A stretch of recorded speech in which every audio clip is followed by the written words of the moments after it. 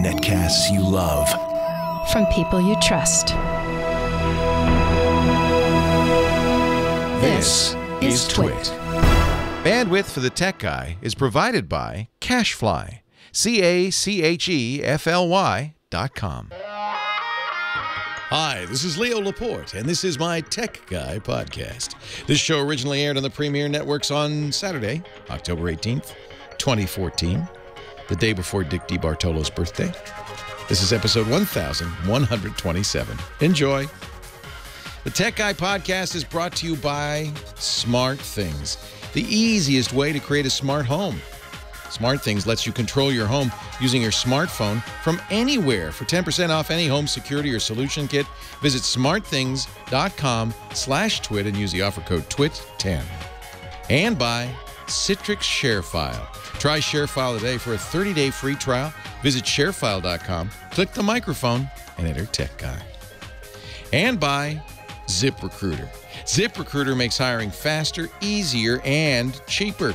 Post your job to 50-plus job boards with one click. Try ZipRecruiter with a free 4-day trial now at ziprecruiter.com/techguy. That's ziprecruiter.com/techguy. Well, hey, how are you today? Leo Laporte here, the Tech Guy. And it's time for Tech Talk. Computers, the internet, home theater, digital photography, and of course, smartphones and tablets and all that jazz. 8888 Ask Leo. That's my phone number, 888-827-5536. Already the chat room, and we have a wonderful one. You can get to that at our website, techguylabs.com. It's free. Don't worry. You don't have to join Leo's club to be part of it. Just go techguylabs.com. No salesman will call. But already the chat room has asked me, am I going to, which new iPad am I going to get? And I think I shocked them when I said, I'm not. Are you? I'm curious. So Apple announced on Thursday, it was an odd Apple event. First of all, they downplayed it a lot, didn't they? I mean, they had it at the small theater, the 350-seat theater at the Apple campus, so they didn't invite many press. They spent more than half of the event just talking about stuff they'd already talked about in iOS 8 and OS X Yosemite. And it took them a while to get to the meat of the matter, which is there are two new iPads. One isn't really new particularly. The Retina, the Mini with Retina. The iPad Mini is really the same as last year's Mini, but they've added a Touch ID fingerprint reader. That's pretty much it. They did update the iPad Air. They're calling it the iPad Air 2. It will have the fingerprint reader. So now both the Mini and the Air have fingerprint readers. It will have a better camera. The same camera is pretty much the same. Not exactly the same as in the iPhone 6, but at least it's a much better camera than they've typically sported. Acknowledging, frankly, that people are using their iPads to take pictures. You see it everywhere you go.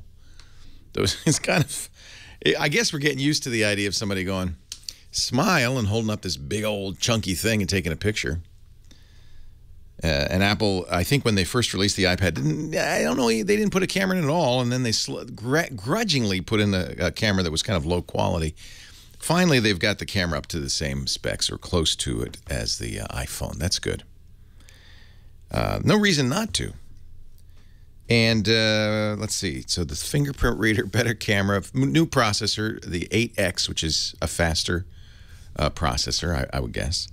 But the selling point, the big thing, the thing they highlighted, it's thinner.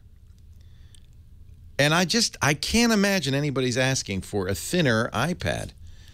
The Air itself is pretty thin. They've shaved a few millimeters off of it, so it's thinner. And that was the thing they talked about most. It's thinner.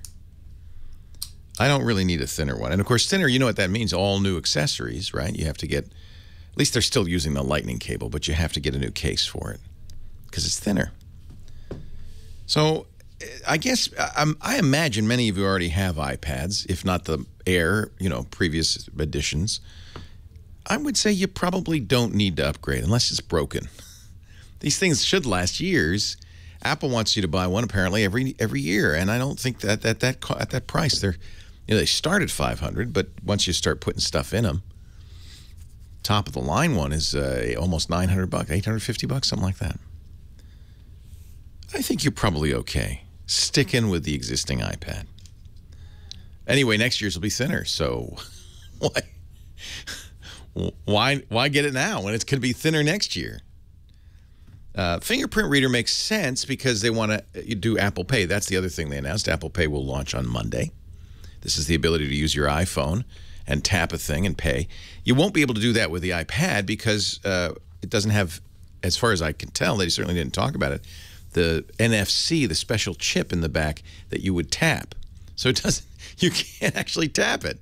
But besides, who's going to do that with it? Of course, I never thought anybody would take pictures with an iPad either. So, but I don't think you're going to carry around your iPad and try to pay with that. Apple wants you to buy an iPhone for that. So why did they put in the fingerprint reader? Well, mostly it's a convenience, but some applications, including Apple's own store, will use it in lieu of a password. If you choose, you still can use your password, but you can use their fingerprint instead if you want. And that's, I guess, a convenience and probably more secure. It's probably not more secure than a good password, but it's a lot easier to enter. Just tap it with your thumb or your forefinger. So it makes sense they'd put Touch ID in. Better camera, that makes sense. They needed to do it. Thinner, I don't know why, but that's what they do. In other words, and the question, I guess, is it so much faster that you have to have it? Apple said, twice as fast. And yeah, first of all, there's some question about how they got to those numbers. It's not going to be appreciably faster, I don't think. And I don't think you're going to see a lot of games or anything come out that needs this speed. So my answer is, I don't think you need to upgrade. If you want gold, if you want Touch ID, you want a better camera, maybe you use it as your camera, then you might want to upgrade.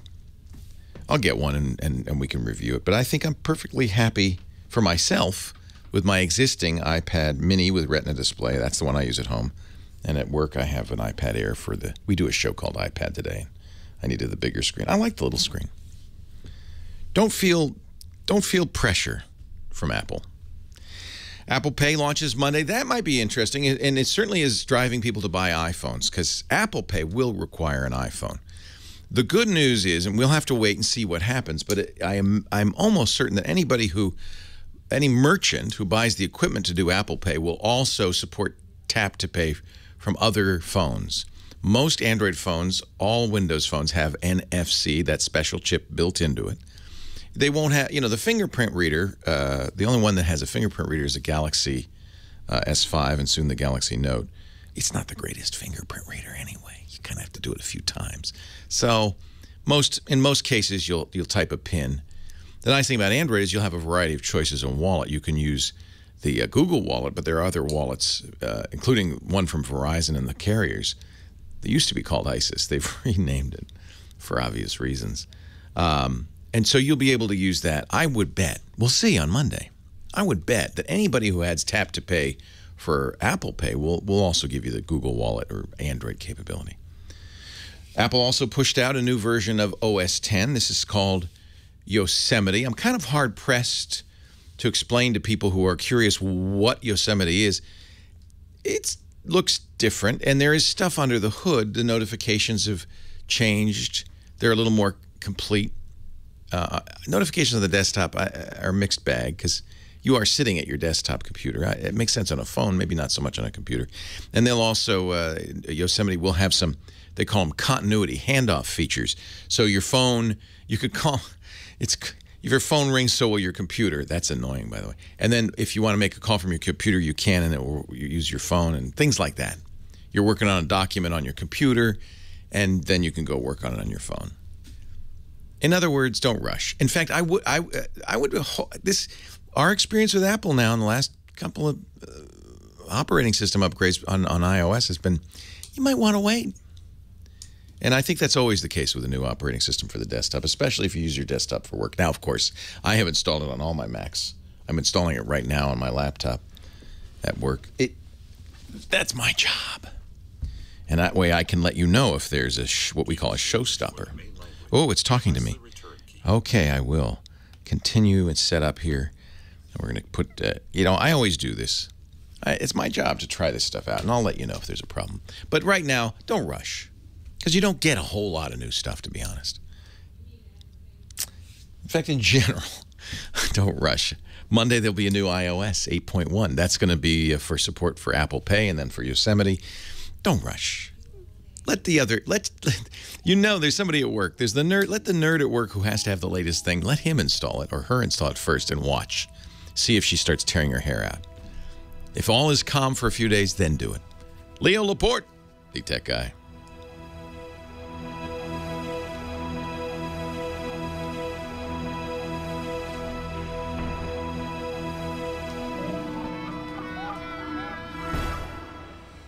Leo Laporte, the tech guy. In 1 week, I will get the new iMac. We'll talk about the new iMac and the new Mac Mini, too, because Apple did announce new Macintoshes. By the way, we speculated last week about the invite. It's been way too long. That's what it said on the invite. What does that mean? There were two camps. There was one camp that said, oh, Apple's going to finally update the Macintoshes, particularly the Mac Mini, which really has been a long time. I hoped, I prayed a new Apple TV. No. I was to be disappointed. I am now currently batting 1,000 on being wrong. That's my interpretation. It's batting 0 in baseball, but in my world, batting 1,000 on being completely wrong about everything Apple's about to do. Everything. We'll talk about new stuff from Google too. Some really exciting, interesting stuff from Google. They do this every time, right before the holiday shopping season. They want us to spend our money. Heather Hammond is not going to do it. She's not going to fall for it, is she? The phone ranger is here. Hi, Heather. Hello. Why are you so quiet? Because I'm a little under the weather and no one should have to listen to me. Oh, I'm sorry you're not feeling well. Thanks. Well, I'll let you rest. Just tell me, of all these beautiful people we have lined up on the phone here, who should I talk to? The most beautiful person online right now is Richard in La Habra. Thank you, Heather. Feel better. Okay. Just relax. We got plenty of calls now. Just take it easy. We got a little cot. Go lie down. Richard in La Habra, Leo Laporte. Hi, Richard. Hey, it's a pleasure to talk to you. I must say you're a really good teacher. You do a great job of explaining all these things in a way that's really captivating for people who know about it and still accessible for people like me who are just total non-tech guys. So it's a real pleasure to talk to you. That's the challenge, isn't it? Yeah, that's what teaching's all about, and you do a really good job. And that's all I really ever wanted to do is just help people use technology, because I love technology, you can tell.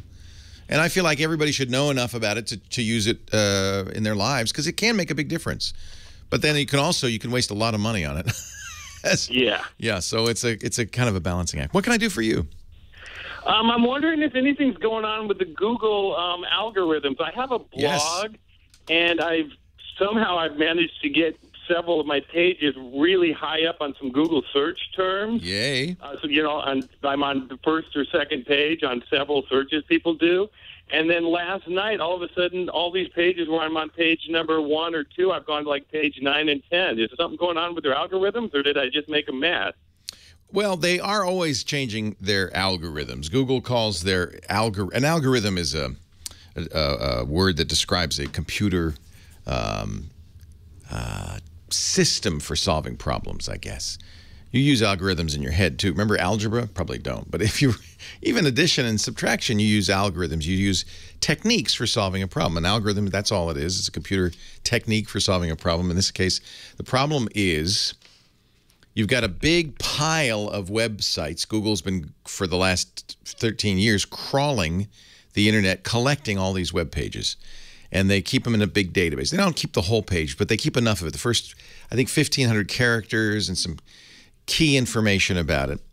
That's part of the algorithm, is what part of the web page do you save. And then the more important part is called the page rank, after its founder, Larry Page. And the page rank decides which result to show on top. You said your page used to be number 1. That's where you want to be if you're for the search terms, not for all search terms, right? But for the search terms that are relevant to your blog, that's where you want to be. Certainly your name, the topic you cover. If it's a mesothelioma blog, you want to be number 1. And the page rank is what determines that. In brief, and in fact, really the heart of it is the more highly ranked pages that link to you, that have a link to you on their page, the higher your ranking will be. So a page with a high Google ranking, we use the term Google juice. I don't think Google uses that. We use the term Google juice. You have a lot of Google juice. Well, if you're a highly ranked page, like for instance, if you Google the word twit, T-W-I-T, one of the top pages will be my podcast network, Twit, because we're 10 years old now, and we've been around a while, almost as long as Google, et cetera, et cetera. So we'll rank highly. If then our page links to another page, we give it better ranking. And the more pages you have like that, the higher your ranking will be. So that's the most important thing. And Google says the best way, they have some great webmaster tools, which I highly recommend. If you search for Google Webmaster Tools, you'll find that page. I think it's just google.com/webmaster, but you'll find that page. And that page has lots of suggestions, but the fundamental suggestion is the better your content, the higher you'll rank, because it's a virtuous circle. If your content's good, more people will link to you. The more people that link to you, the more people will see you, the more people will link to you. And it all starts with having fresh, good content. And you know, that's a little self-serving because that's basically Google saying, look, just do your best and we'll make sure we do our best. And so there's a whole business called SEO, search engine optimization, around getting these ranks higher and higher. Sometimes search engine optimization is good. It's things like, you know, how do you arrange your page so that it's more appealing to users? That's important, so that the content is in the right spot. Sometimes, though, a lot of times, it's snake oil. People are selling tricks. You don't want to use tricks like meta tags or, you know, sometimes people put Lindsay Lohan, Lindsay Lohan, Lindsay Lohan, Lindsay Lohan in the hidden part of their page, hoping that Google will somehow magically see that. And Google's not stupid. They are constantly updating their algorithm to eliminate stuff like that. They call it spam, basically. They don't want pages to trick Google, and so they do a good job of it. There's another tool they have to prevent you from tricking them. If they feel that you are, or your search engine optimization company is, artificially inflating you, they will downgrade you. And usually if you see a sudden drop from page 1 to page 9, that's not Google changing their algorithm. They don't change it that dramatically. They're always just tiny little tweaks on the little knobs. If you're suddenly dropping like that, that's because Google's probably penalizing you. So you or a company you have engaged is doing that. I get emails all the time from people who say, you know, there are all these links to our page on your forums. Could you take those down? Google wants to penalize us for them. And then often they'll threaten me. And if you don't, we're going to report you to Google, as if I did something wrong. They put those links there. They or their search engine optimization team did the very worst thing you can do, which is put phony links to their pages, right? Remember PageRank, based on the highest ranked pages linking to you? What they do is they go to sites that are highly ranked on Google. Forums are great because you can just put messages in there with links back to your page. But Google knows that, and Google sends them a note saying, hey, if you don't knock it off, and if you don't knock it off, we're going to penalize you. And these companies are now freaked out because they're trying to get me to remove those basically spam links. I take great pleasure in saying, no, I'm not going to. Thank you for spamming my forums. You're getting what you deserve. So if you start to try to trick Google, you're running a great risk because, of course, although there are other search engines, if you're not visible in Google, and that's the worst penalty, by the way, they delist you. You don't exist on the internet. So play nice. Go to the Webmaster Tools. Learn the right way to do it. Leo Laporte, the tech guy.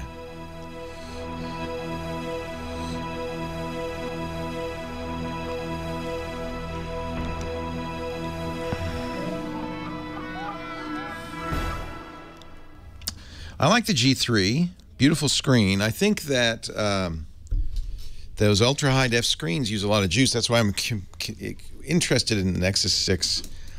And my Note comes on Monday. The Note at least has an interchangeable screen. And I decided to give the Moto X one more shot. But I stripped off everything. And I'm using the Google Home. I'm trying to, and like notice no wallpaper, just black wallpaper. I'm trying to see if I can get better battery life out of this. Because I see people getting decent battery life on their Moto X, and I really want to get better battery life. So we shall see. I uninstalled everything that I don't need or don't use regularly. The G3 reputedly lags a little bit and has bad battery life because of that UHD screen. I love the One. I do love the M8. I think if you're like a big phone, if you can handle a 6-incher, the Nexus 6 is going to be probably the phone of the year. Oh, I'm definitely getting a Nexus 6. It's funny, I stopped buying computers for the most. I got Lisa the iMac. I didn't get them. I'm happy with my computers. I don't need new computers. I stopped buying computers, but I do have to buy every phone now. Hey, look who's here. It's Scott Wilkinson, our home theater guru.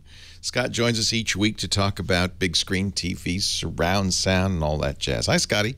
Hey, Leo. How's it going? It's going good. What's up? Glad to hear it.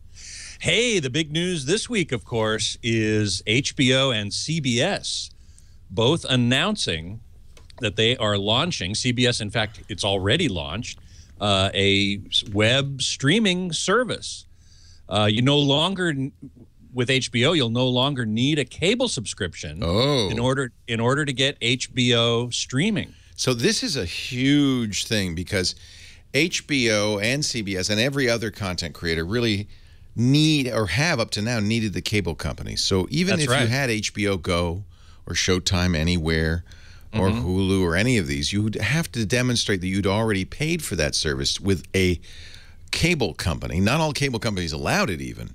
Yeah. But those that did, for instance, I can use HBO Go with my Comcast subscription on some devices, but not all devices. And it's all up to Comcast.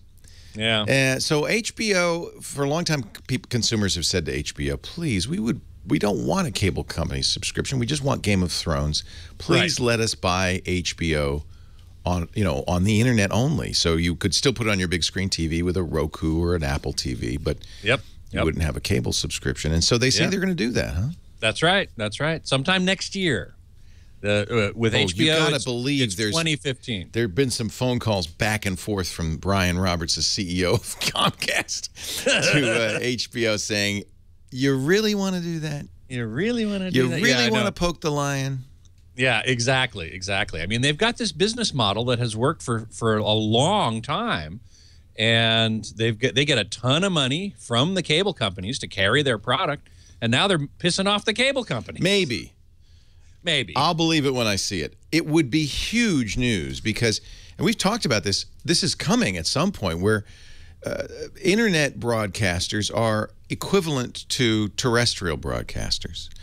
And cable companies don't want that because they don't want to become just a fat cable internet pipe. They want to still make money on premium channels, on selling you television. But imagine a world where every television station and every cable channel offered itself over the internet. What would Comcast do? They'd be an internet service provider, and that's all. That's right. And they'd start charging more for that internet I bet they would. Access. They've already started doing that. Yeah. In fact, over the last few years, the difference between a television subscription with a cable company and television plus internet, the difference between those has come very close. Very close. And in fact, they might cross over. I mean, it's conceivable that Comcast or some cable company might start charging extra for each of the premium quote-unquote apps. Right. One of the things they talk about in all the stories about this is that we're moving from a channel paradigm to an app paradigm. Right. And channels made sense with linear TV because if you didn't like what you were watching, you could change the channel. Now you can change the app and watch whatever you want at any time. It's not like, well, whatever's on this channel or that channel is what you get as an alternative. So the choices open up quite a bit much more, which is great for consumers, except when they start having to pay for HBO and Showtime and all the CBS and everything separately. Well, it depends how much they charge, of course. Exactly. CBS is charging $6 a month for their online streaming service. I've read reports. Netflix didn't say in its announcement how much it was going to charge, but it's Netflix is already $8 a month. Right. HBO implied 15, I think. Exactly. Yes, exactly. Something like 15. Too much. By the way, this is still not what consumers want. I'll tell you what consumers want. They want to pay by show. Ah, yes. The ultimate a la carte. They want, because you don't want to watch everything on HBO. There's a lot of junk on HBO, but you might have 2 or 3 shows that you really like. You don't care about the movie channel part of it. Right. And maybe you'd be willing to pay, a couple of bucks a month for a show. So that's the question. And of course, pricing is going to matter, especially if the cable companies jack up the cost of internet service, and then you have to pay a la carte for cable companies. Everybody's going to be unhappy about that because it'll end up costing more. You're going to end up paying as much or more as you do now for these bundles. And this is one of the things that all this streaming stuff is pointing away from is having to buy a bundle from your cable company with a bunch of channels that you don't want in order to get the channels that you do. But it's going to be, look, this is, I've said this many times. It's going to be ugly. It's going to be awful before they settle this all out. Right. And you know that the cable companies are not going down without a fight. And they have a monopoly, right? In most cases, you don't have a choice of internet service provider. You might have 2 at best, the phone company and the cable company. Yep. And so it's not like you could say, well, Comcast is just charging me too much for internet service. I'm going elsewhere. In most cases, you can't yet. Not yet. There's AT&T Uverse and Verizon Fios, but those are only available in certain regions. We don't, and so if you live in one, you do have that choice as well. But if you don't, then you don't. Right. And boy, I'm jealous of those who live in Google Fiber territories. Yeah, of course, this is the reason Google created that, I think, is to let people know, it's possible to give you gigabit internet for $30 a month or whatever. Yeah, yeah. It's going to be a look. The good news is you and I are going to have lots to talk about for the next 10 years. Exactly. in 2024, we're going to be saying, someday the cable companies should get out of the way. That's right. But right now they're gatekeepers. They own access to the viewer, and believe me, HBO is taking a big chance. If they annoy the cable companies too much, cable companies just pull the plug, and HBO. I know what the calculus is. HBO's thinking, how many people have high-speed internet? And how much are they willing to pay? And multiply that, and can we pay? Because a Game of Thrones episode is more than $1 million an episode. It's expensive. Yeah, they don't have advertising. They make their money on the cable company. But wouldn't they love to get? The cable company takes a big cut. Wouldn't they love to get the cable company out of the equation? Yeah, how much less sure could they? You eliminate that cut. How much less could they charge? Yeah, I mean, exactly. If everything were done right, eliminating the middleman would save everybody money. Right, except the middleman who would go out of business. Yeah, and this case we got a middleman that's pretty powerful. Pretty powerful, yeah. I think the chairman of HBO said something like 10 million households with high-speed internet but no cable. Well, look at we've seen a few things. The millennials, for instance, almost half don't subscribe to pay television. They do it all on the internet. So the future, they're all seeing the future with young people. Yep. The under 25 set, they know we better be on internet, or they're not going to buy a cable company subscription. Right. Like more than a third of them had never owned a cable subscription. Right. We call them. It's an interesting distinction between the cord cutters and the cord nevers. Yeah. Yeah. My niece is a perfect example. She's 25 or so, and she's never had a cable subscription. She watches all her TV on the internet. You know who we can thank for this, I think, is Netflix. Exactly. Exactly. Netflix is they pushed the internet only $8 a month deal. Yep. And they have more subscribers doing that than HBO does. 30 million subscribers. So that's enough money for them to pay for great shows like House of Cards, Orange is the New Black. They've done their own, Arrested Development. They've done their own television shows. Yep. Kind of like HBO does. Yep. And it's proven profitable. So HBO has to be looking at that. Yeah, and interestingly, one report I read said that yesterday or the day before, Netflix stock took a huge tumble. Yeah, because they're worried. Yeah. Or something. Scott Wilkinson, ABSForum.com, and Home Theater Geeks on our Twitter network. Leo Laporte, the tech guy.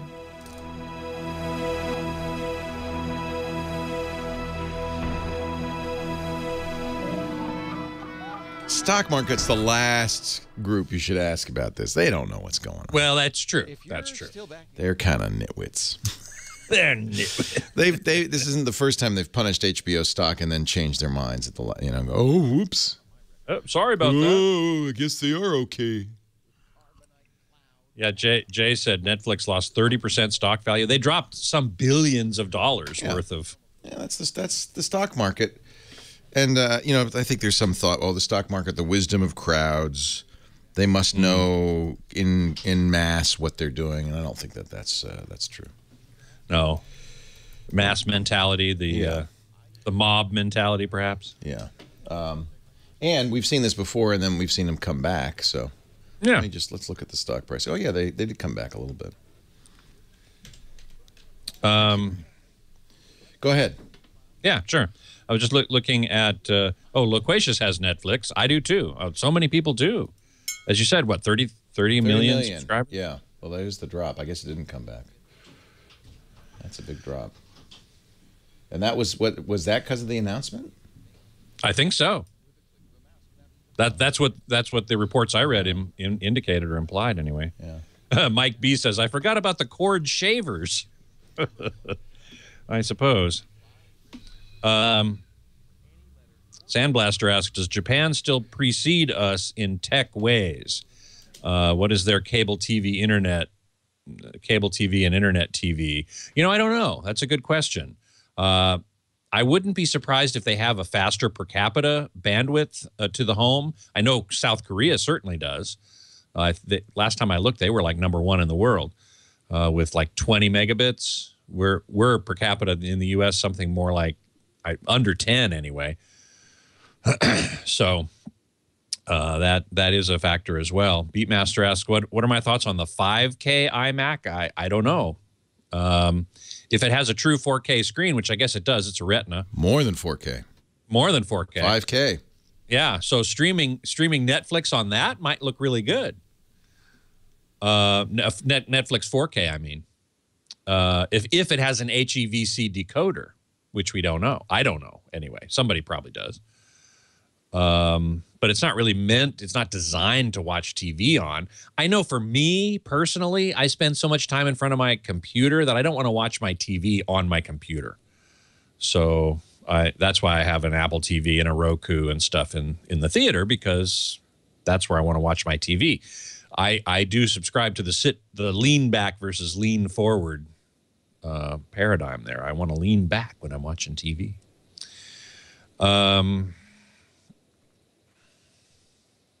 Yeah, M5. If Comcast and Verizon can charge Netflix for bandwidth use, HBO will be paying instead of getting paid. Well, HBO already pays the cable companies quite a bit. Maybe they're trying to get out from under that retransmission fee. So anyway, it's a big, wide, changing world. Let's see. The Nexus player, I don't know that. AIQ.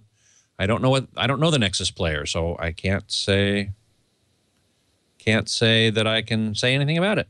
Red Penguin. Don't watch MSNBC. Their motto is lean forward. Yeah, that's true. And I don't lean forward even when watching MSNBC. Let's see here. Jim 4 asks if I'm getting an iPhone 6. The answer is yes, probably. I have a 4S now, so it's time to upgrade. But whether or not I get the big one, the Plus or not, I don't think I am. Thank you, Scott. Leo Laporte, the tech guy. 8888. Ask Leo. That's the phone number. We're talking high tech. Harry's on the line from Ventura, California. Our next call. I'm sorry, Mary. Hi, Mary. Hi, how are you doing, Leo? I am well. How are you? Oh, I'm hoping you can make things life even better for me. Uh-oh. What happened? I got hacked. My email account, my Yahoo email account got hacked. Okay. And I got it all fixed, but in the process, all my contacts in my address book got lost.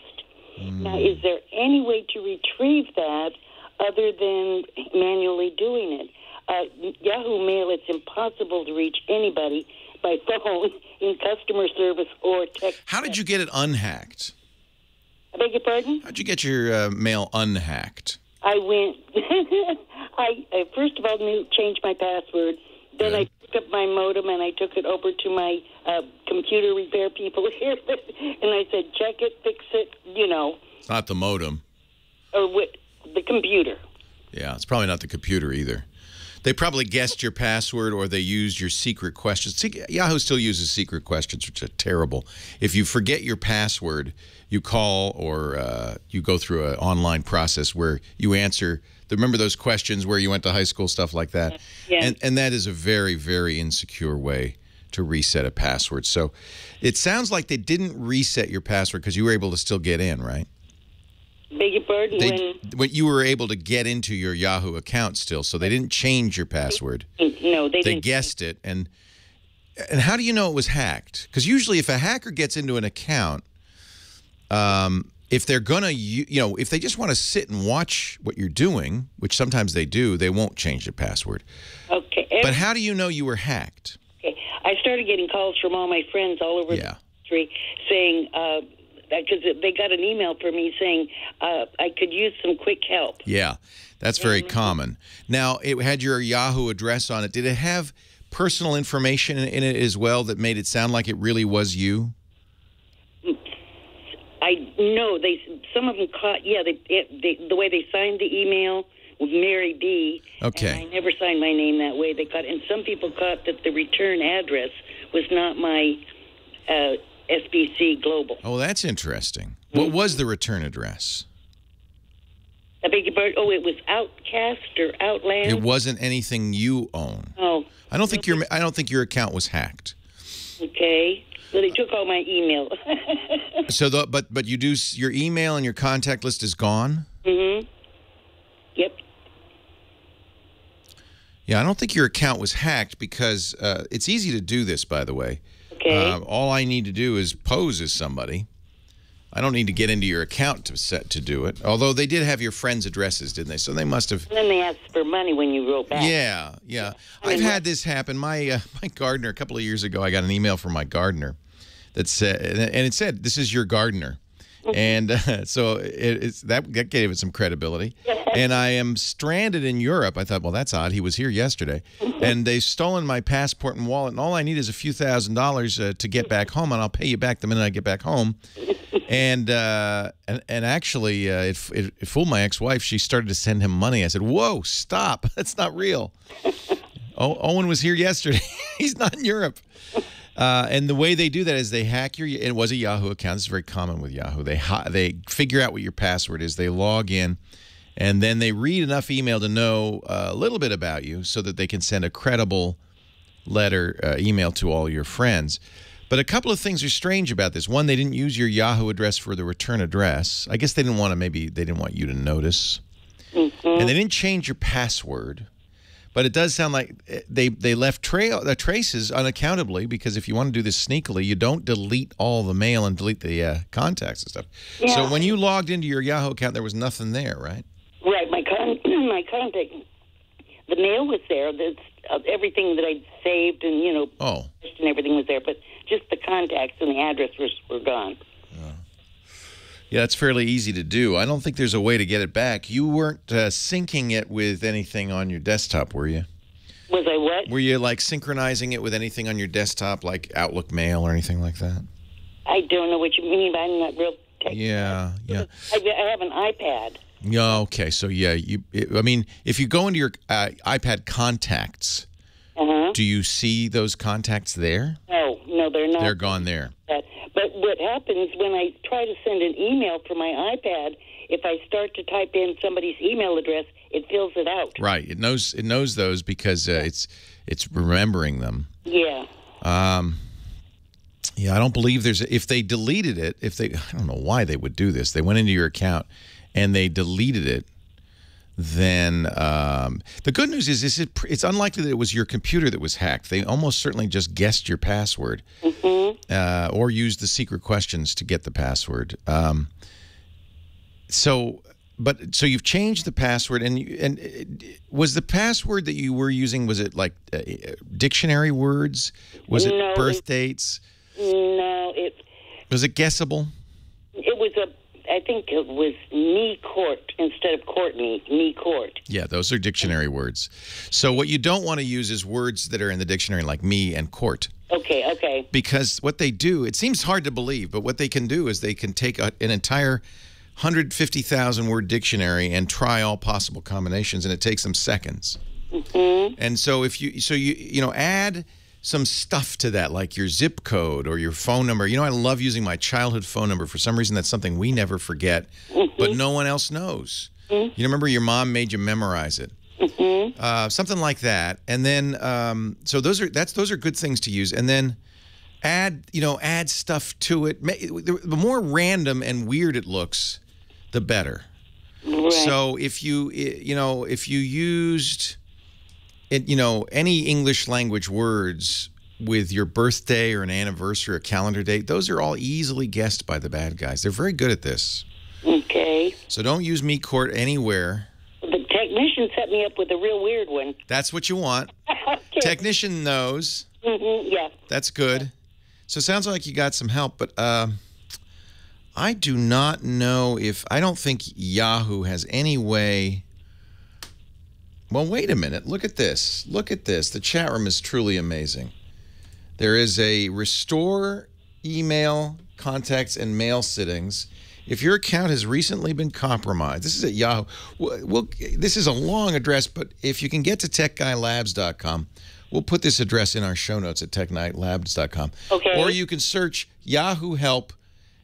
Google Yahoo Help, restore email, contacts, and mail settings. Doesn't work. It doesn't work. Oh, you tried this? I've been there, yeah. I went there, and it eventually just sends you back. It refers me back to AT&T, who was once upon a time. Yeah, because that's where you got this Yahoo account from. Yeah. But I don't they have it use now. Yahoo as their email provider. Yeah. So it says in Yahoo Mail, click the contacts icon and click deleted contacts. See if you can see, and you don't see anything there. Right now. My tech guy tried that. All that. Yeah, he probably did the same thing. He looked this up and. They're looking for him too. Oh, nuts! Well, I don't think Yahoo saves them. Yeah, I was just hoping they were up there in the cloud somewhere. Yeah, well, they were, and the bad guy requested that they be deleted. Must have. Yeah. I'm so sorry. Now, the good news is you continue to use your iPad, and it will fill in those email addresses as you go. It helps to have it there. You just type the first letter, and it at least makes some suggestions. Right, and so I get a lot of them that way. And but it is cumbersome. Yeah, and eventually, what you're going to want to do, and this is you hear me talk about backup a lot. One of the things you want to back up is one of the most important things is your contact list.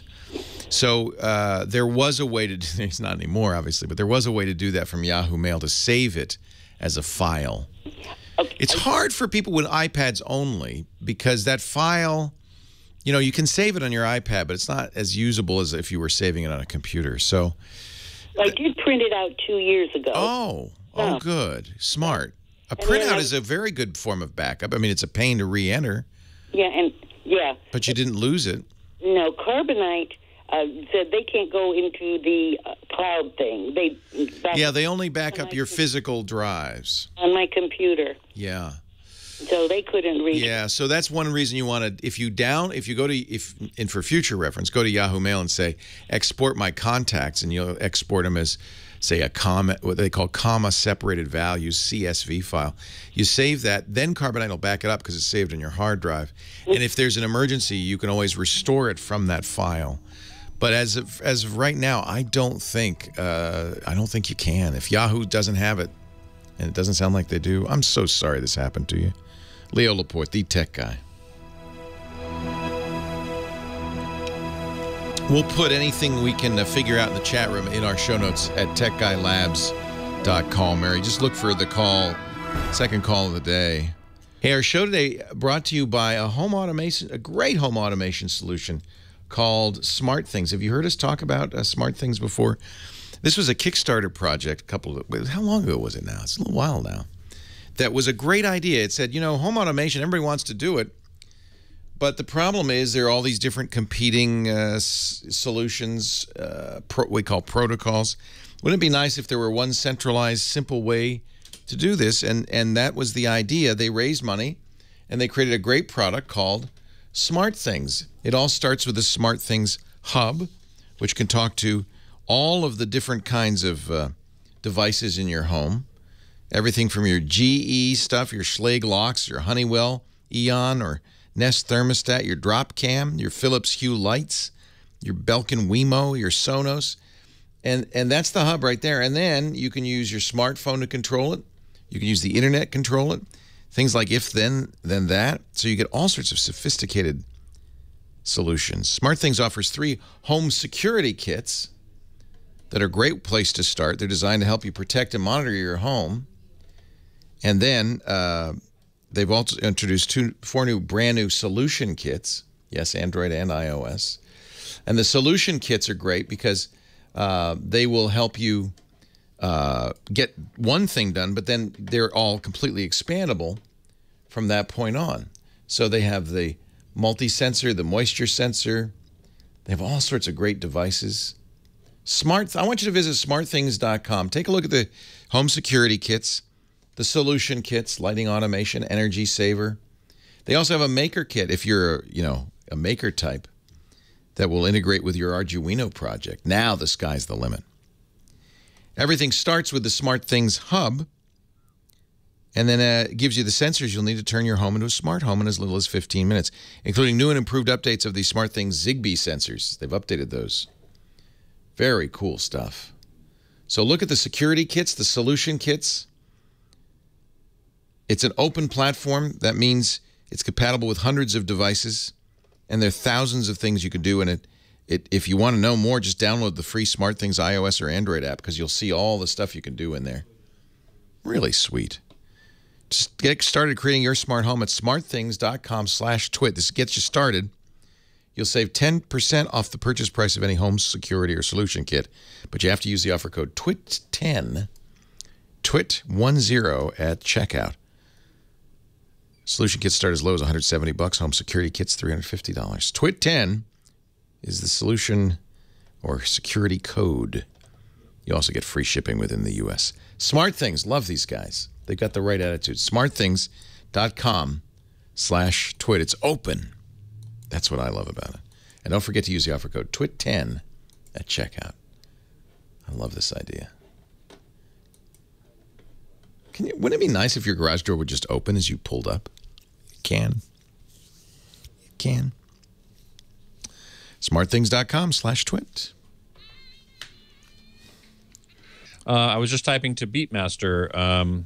He and I have been talking about streaming 4K Netflix on the TV, and he does it by using a laptop with a browser, going to Netflix and coming out HDMI and going into his HD TV, which means that it has to be downscaled to HD. The real question then is what will happen when he has a true 4K or UHD TV. Will that require HEVC decoding in the TV or in the computer? I'm not 100% sure on that.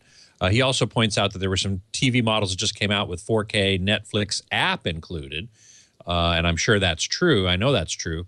But those TVs definitely do need HEVC decoding, which is the next generation video codec.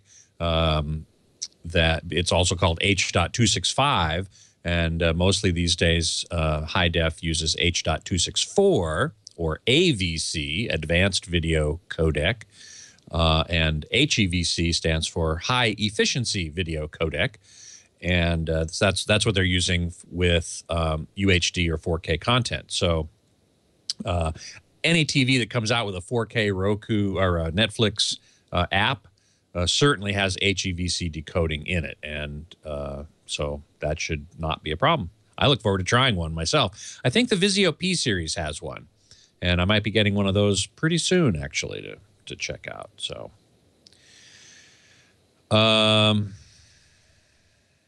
Compo Simonite says, I have a Roku 2 in the bedroom, thinking of getting a Roku 3 for the living room TV. Get conflicting results when I look online for specs. Do you know if the Roku 3 has a setting for 480p output? Boy, I don't. I would trust the specs on the Roku site more than anywhere else, and that's where I would go to look. I can't imagine it wouldn't, but I haven't even thought about 480p in a really long time, so you must have a very old TV. So I don't know. Let's see. Sandblaster says TidalHiFi.com announced their high-fidelity music streaming service will be $20 a month. $20 a month. Holy smokes. You think peeps will pay that much? I don't know. I won't. I streaming high resolution audio is relatively simple, and compared to streaming high res, especially 4K video, there's not much bandwidth really required. But as I said earlier, the per capita bandwidth into U.S. homes is not that great. And 4G mobile streaming, which is maybe where it's coming from, I don't know how much that will really help. And even if you were to stream 4K or high resolution audio into your mobile device, if you're outside, if you're out walking or running or whatever, it's not going to sound that great anyway. Thank you, Scott. My pleasure. Take care. You bet. You too.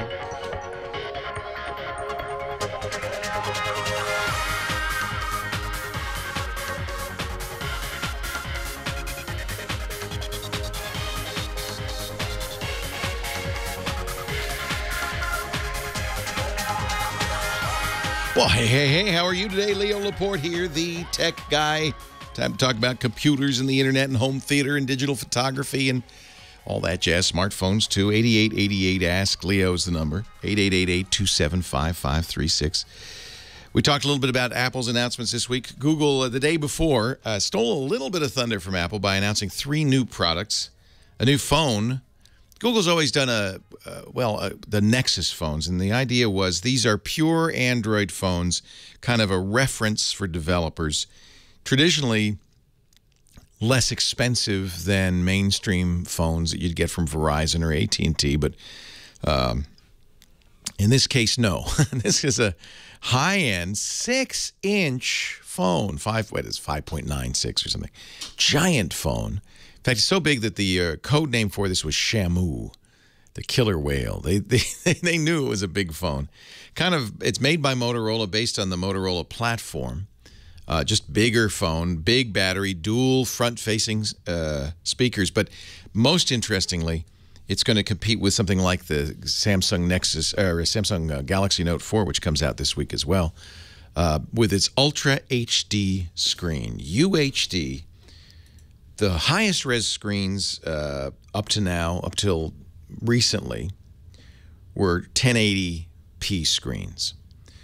But the Nexus 6, the Galaxy Note 4, the LG G3 are all ultra high def, kind of like 4K, I guess, screens, which is pretty amazing. Now, on a 6-inch screen, these were almost 500 dots per inch. It's probably not. I don't know. I've heard amazing things about the look.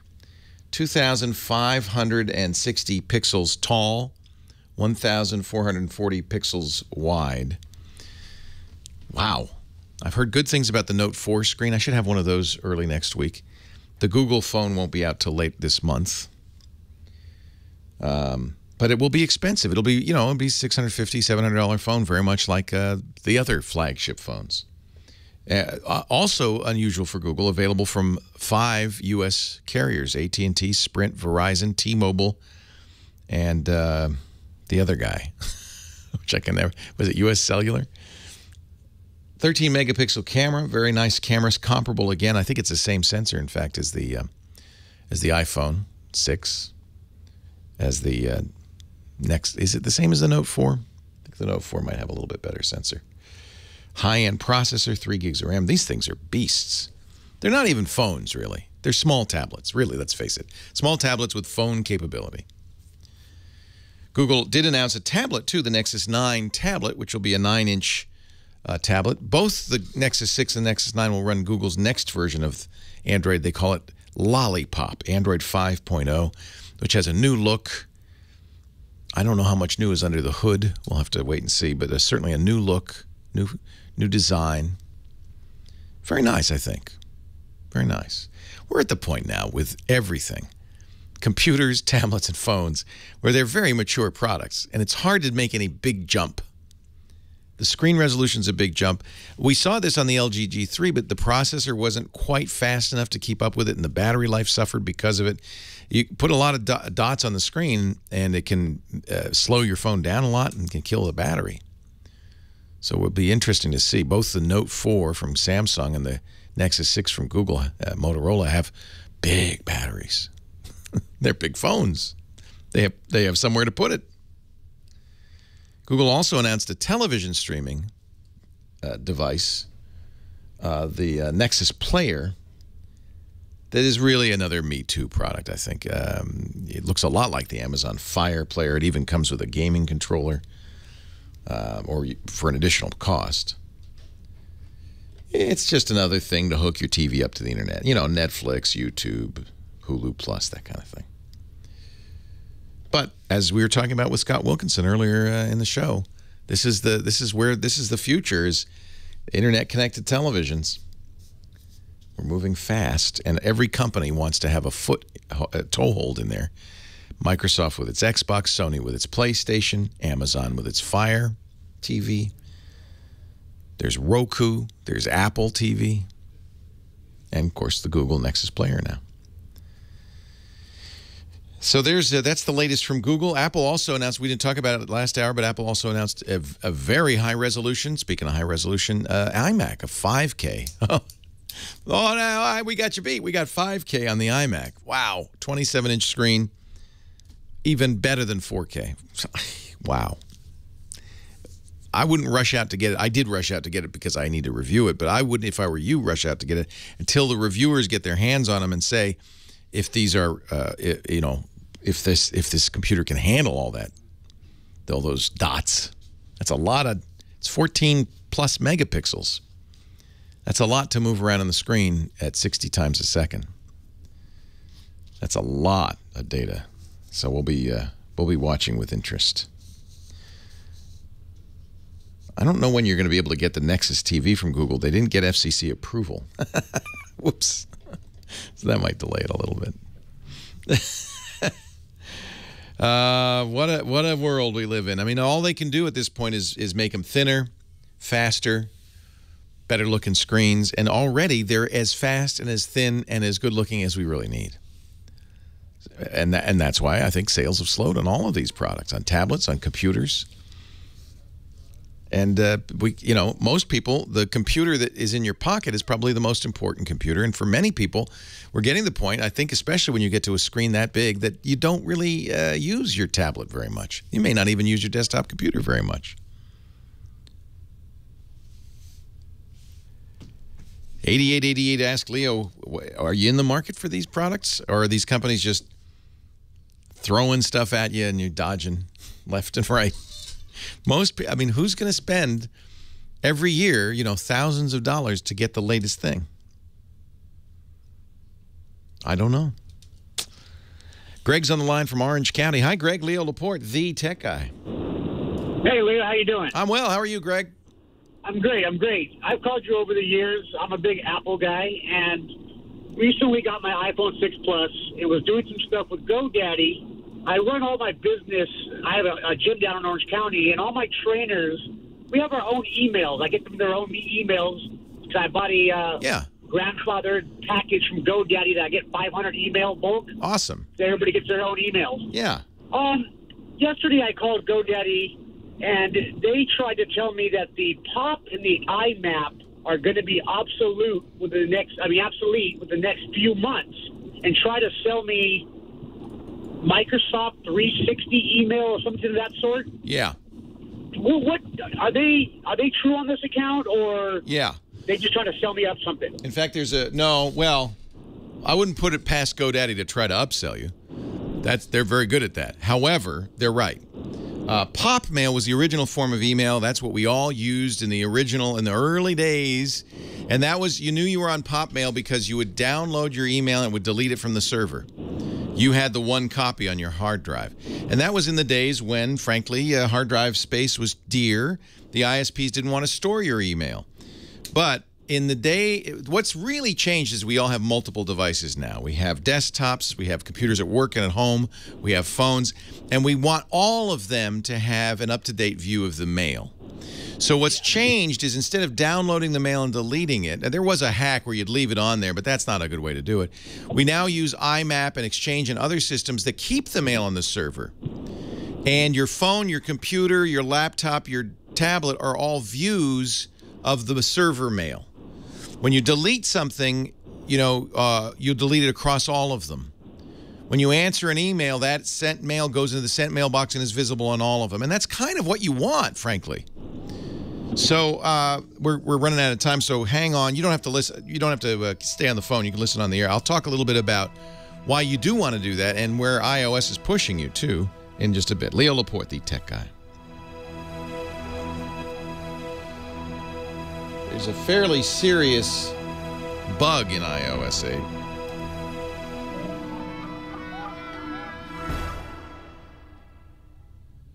Leo Laporte, the tech guy. We were talking to Greg in Orange. He's got a gym down there, and all his trainers have email. Thanks to him, he's been using GoDaddy, and GoDaddy said to him, son, we don't want you to use pop mail anymore. That's the old school post office protocol. We want you to use a newer form of mail. They were trying to push him to an Exchange server, which is Microsoft's server-based solution. It's like IMAP. You know what you might look at is Gmail. A lot of people, including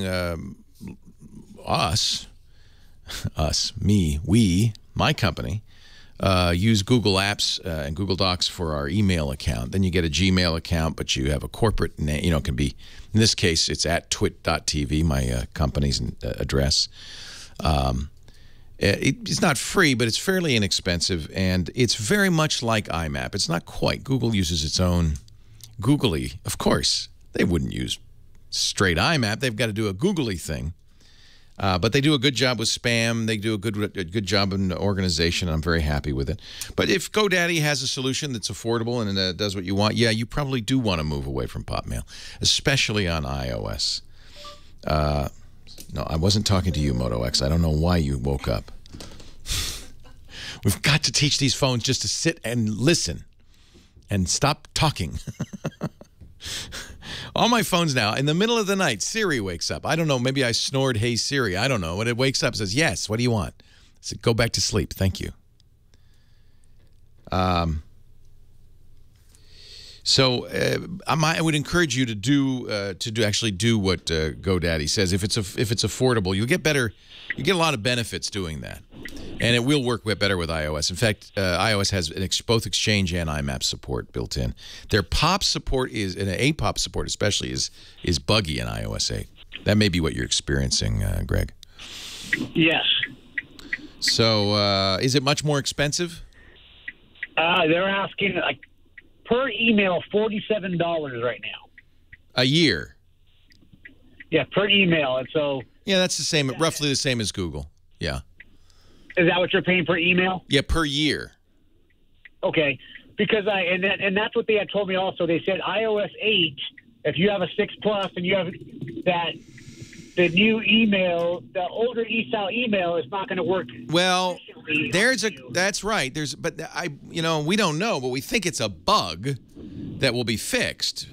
But I do think that the future, I think that's a bug. In other words, it isn't well supported right now, and I'm hoping, we're getting a new version of iOS 8 on Monday, iOS 8.1. iOS 8 is a mess. And so that is one of the issues. There are bugs with POP. And APOP especially. But it's going to be, I presume it's going to be fixed because so many people still use POP. It isn't the best solution. It really is. It's probably a better solution to use an IMAP. Most businesses use Exchange or IMAP because it's server-based. There's no question of storage being an issue anymore. And you have so many features that make it a better choice, especially if you're using multiple devices.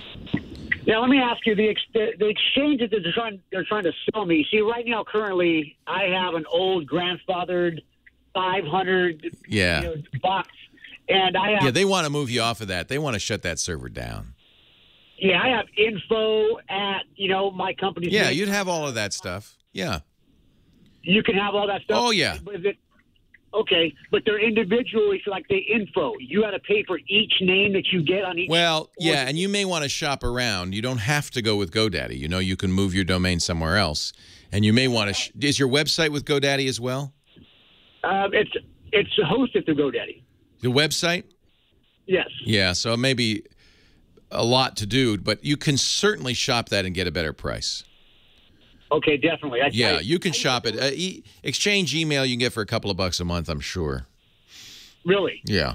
Any company that you might recommend besides? I don't know off the top of my head. I mean, as I said, we use Google Apps.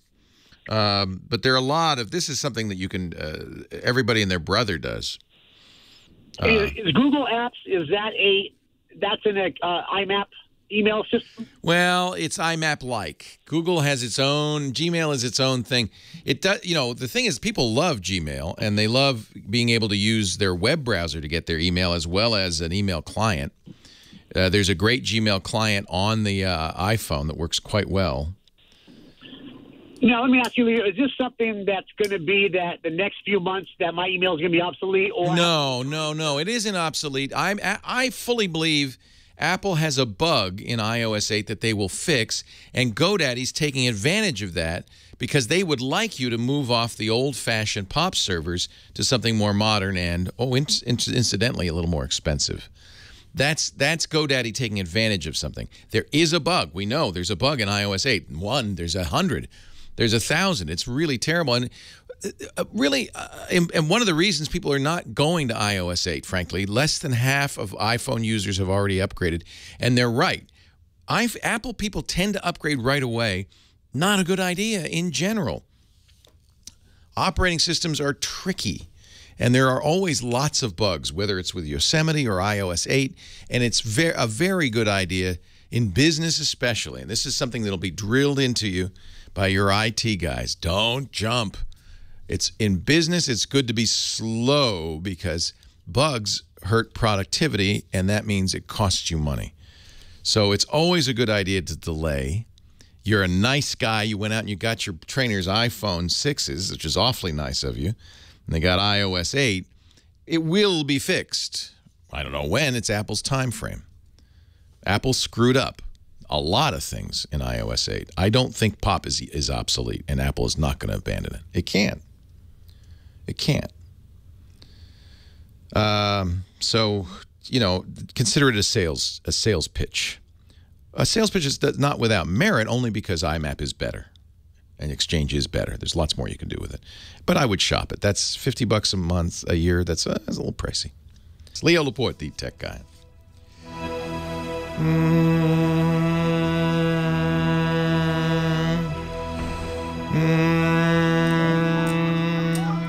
I don't know why my phone keeps waking up. The phrase is "wake up, Moto X." That's the phrase that pays, but it must be hearing something else. Leo Laporte, the tech guy. Johnny Jet, he's our travel guru. Shows us how to travel better using technology. He's in Connecticut with his dad right now. Hi, Johnny. How you doing? We were talking about what a devoted son Johnny is. And you go out to Connecticut to visit your dad. You live in Los Angeles. Of course, your wife lives in Toronto, so the whole thing's nuts. And your dad's in Connecticut, and you visit him every month. At least once a month. What a good son. You're making the rest of us look bad, John. Hey, I hope my kids do the same thing. I do too. But for some reason, that Harry Chapin song, "Oh, the cat's in the cradle and the silver," seems to be coming to mind now. I think my kids probably, oh well. What goes round comes around. Anyway, you're a good boy. What do you have for us? Every week, Johnny comes by with a website, a travel app. Of course, his website himself is johnnyjet.com, and it's a great site to visit if you want to get travel deals. He's got a newsletter you can subscribe to, and it's all free. I don't know how he does it. What do you got for us this week? Advertising and sponsors. Yeah, you got good sponsors. So I've been doing some media this week, and a lot of them have been asking me how to book Thanksgiving flights. So we can talk about that, or we can go into some apps. Or no, it's that time of year. You got to home for the holidays. All right. So I just updated my post from last year, which it's changed a little bit, but not a lot of the concepts are the same. So, if you haven't bought your Thanksgiving flight yet, you want to do it now. Oh, now's the time. Okay. Now's the time, but if you're looking for a deal, you're not going to find one the Wednesday before. Oh. And the Sunday after. So the time everybody wants to go. Exactly. November 26th and November 30th, and then the Monday after, December 1st. Those are some of the 3 of the busiest days of the year for travel. Forget it then. So the airline has no incentive of giving you a deal. So just don't even look at those dates. Should you fly Thanksgiving Day? You can. It all depends where you're going. Right. Thanksgiving morning, used to be a good bargain. Now people are starting to catch on to it. So Thanksgiving afternoon, you'll definitely find a bargain. Yeah, but you'll miss the turkey. That's why you'll find a bargain. That's why it's a deal. But you can try and get your family to move the Thanksgiving to Friday. Yeah. There's an idea. I mean, I just celebrated Thanksgiving, by the way, last week. Yes, because your wife's Canadian, and they celebrate in October. Yeah, the second Monday in October. Yeah. And theirs is on a Monday, but everyone does it in Canada on a Sunday. So no one says you have to have your Thanksgiving dinner on a Thursday. Well, so anyway, okay, some people say that, but okay. Not no one says that. A few people say that. All right. It's called Thanksgiving Day. That's true. Yeah. In America, everyone goes shopping after Thanksgiving. We reserve Friday for shopping. Exactly. Yeah. Well, now they're doing it, by the way, on Thanksgiving evening. I know. So, but also when you're looking at flights, don't look at the time of day. People put in, they want to leave after work or after the kids out of school. That's when everyone else wants to. Put in any time, because if it's early in the morning and it's much cheaper and you have a big family, you'll definitely leave that early because you'll save a lot of money. Yeah. And we talked about alternate airports before. So, if you're flying, I always say Miami, look at Fort Lauderdale. If you're going to New York, look at all the major airports around there. Newark, LaGuardia, JFK, San Francisco, have you Oakland, San Jose. LA has Long Beach. Is this the kind of thing where a travel agent's a better thing or online's a better thing? It all depends on the kind of ticket you're booking. The reason why I like a travel agent, which we talked about, if there's anything goes wrong, especially over the holidays when everyone's traveling, if there's a major storm, you're going to be on hold for hours if your flight gets canceled or delayed. If you have a good travel agent, all you got to do is call them and they'll do the work for you. Well, you mean they're going to answer the phone on Thanksgiving Day? If a good one will, they'll have 24-hour support. So you ask them, that's the first thing. If I call you Thanksgiving Day, will you answer? Yeah, that's a good, or they should have some kind of person working in the office doing this. Yeah. All right. So also people are looking, they only look at nonstop flights. Don't I get the best prices from going to somewhere like Orbitz or Expedia or Kayak or? There's not one of them that has the absolute lowest price for that routing. So you have to price around yet. That's why I created my website to begin with. Right. Because they're all different. They all have different deals behind the scenes with the different suppliers. So you want to check them all. You have that on your site, right? I could just. Yeah, I have the search engine right there. And that does everybody. Well, it does a lot of the big ones, but you also want to check all the other ones too. There's actually another search engine even below it. I have 2 different sets of search engines. That's just one. Oh, wow. And the other one has Expedia and You're crazy. I am crazy. This man's crazy. All right, so that's why JohnnyJet.com is a place to go for your Thanksgiving travel needs. I said it so you don't have to, Johnny. Well, sign up for flight alerts. Yeah. Have we talked about flight alerts before? No. Well, say it again, because I do this, and so I made a mistake. Actually, Lisa made a mistake. She booked us a Southwest flight, and she didn't give a text number to text. They gave a number to call because you can choose. When we were delayed because of the FAA fire, I kept getting calls from this 800 number. Well, those are notifications. I didn't want those. I want texts. I got you, but that's a whole different thing. These fare alerts. They will send you an email when the price drops what you want to pay on the city pairs that you want to go. Who does that? So a bunch: Airfare Watchdog, Kayak, Yapta, Fare Compare. So I actually like kayaks for that. I'm a big kayak fan. All right. So you just put in the price you want to pay, the city pairs, and the date. You don't have to book through Kayak to have that feature. No, well, they'll send you a link to that fare. Uh-huh. I actually sign up for all 4 of them and see what other. Okay. So that way you'll get an email if the price drops. You go, whoa, quick, get in there. Can you change it once you've booked it and the price drops? Well, it's a whole nother. That's a call to the airline. You can, but they're going to charge you a change fee. Right. Although you get 24 hours. You have 24 within the first 24 hours you book your ticket, you can change it. Okay. Except For on free. American Airlines, they have a hold. That's why. So usually, if I get this fare alert, let's say Kayak sends me a fare alert, says American Airlines has the cheapest fare. Yeah. I'll go to AmericanAirlines.com and I'll book it there. Okay. Kayak's gonna love me for that. Well, no. Hey, it's all No, right. I'm kidding. I'm kidding. Kayak is a great place, and they're going to love you anyway. And I guys, like. actually, you know, I also like Hipmunk. Do you ever use did Hipmunk? too. I did, but you know, by the way, Kayak is from where I am right now in Norwalk, Connecticut. That's no reason to use it. It's the internet, Johnny. We don't care where things are.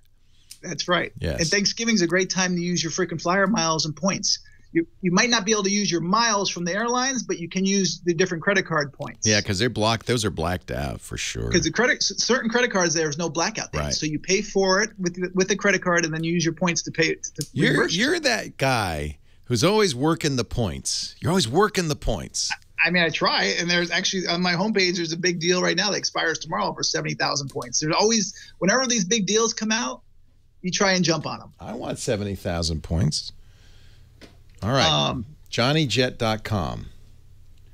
Do I have to sign up for a card? Okay. Yeah. And then we can do a hidden city trick, which the airlines really love me for when I talk about that. Okay. Airlines, stop listening.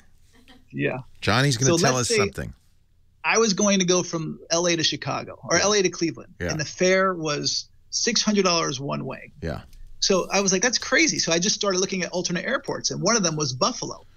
So the flight was $230 Okay. to LA to Buffalo, Yeah. but I looked, and the plane was actually stopping in Cleveland. It was the same flight that was $630. But aren't they going to get mad if you don't go all the They way? do. So what you got to do is you got to book a one-way ticket. You can't check a bag. Yeah, because you kick your And- bag off. Yeah. And you got to be very careful. If you use your freaking flyer miles and you get busted, they could take away your freaking flyer miles. So, So what do you you can only- tiptoe off the plane?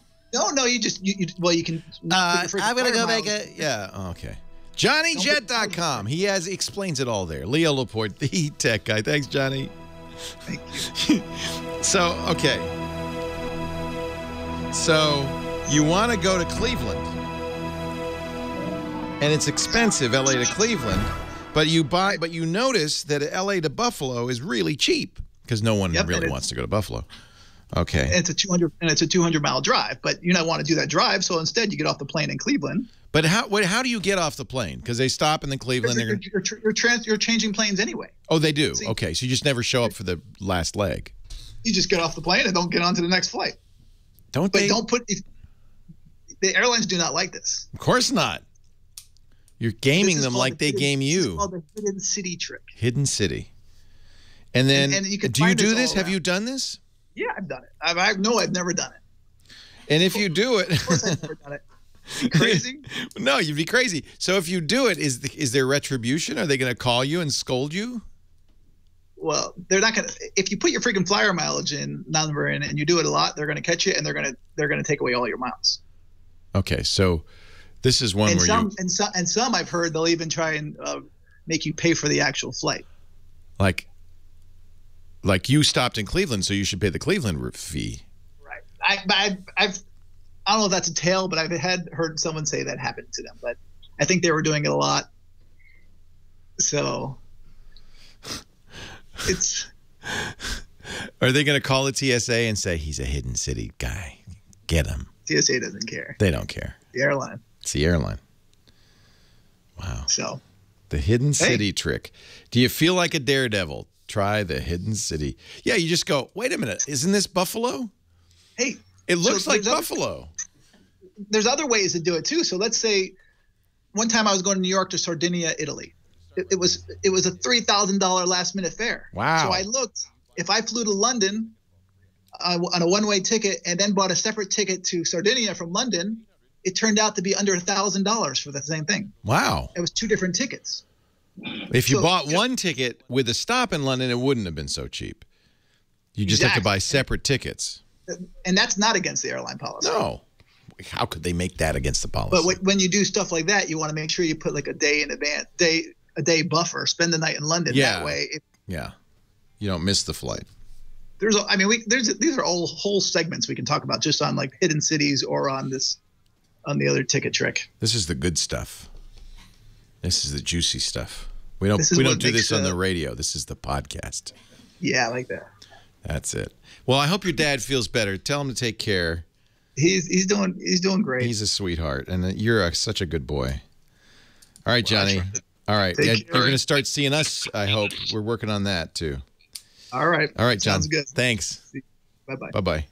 Those are the tricks that Johnny Jett has taught us. 8888 Ask Leo. You can find Johnny Jett on the web at johnnyjett.com, at Johnny Jett on Twitter. He's also on Instagram, and a really good guy to follow for. Boy, he's good on the travel stuff.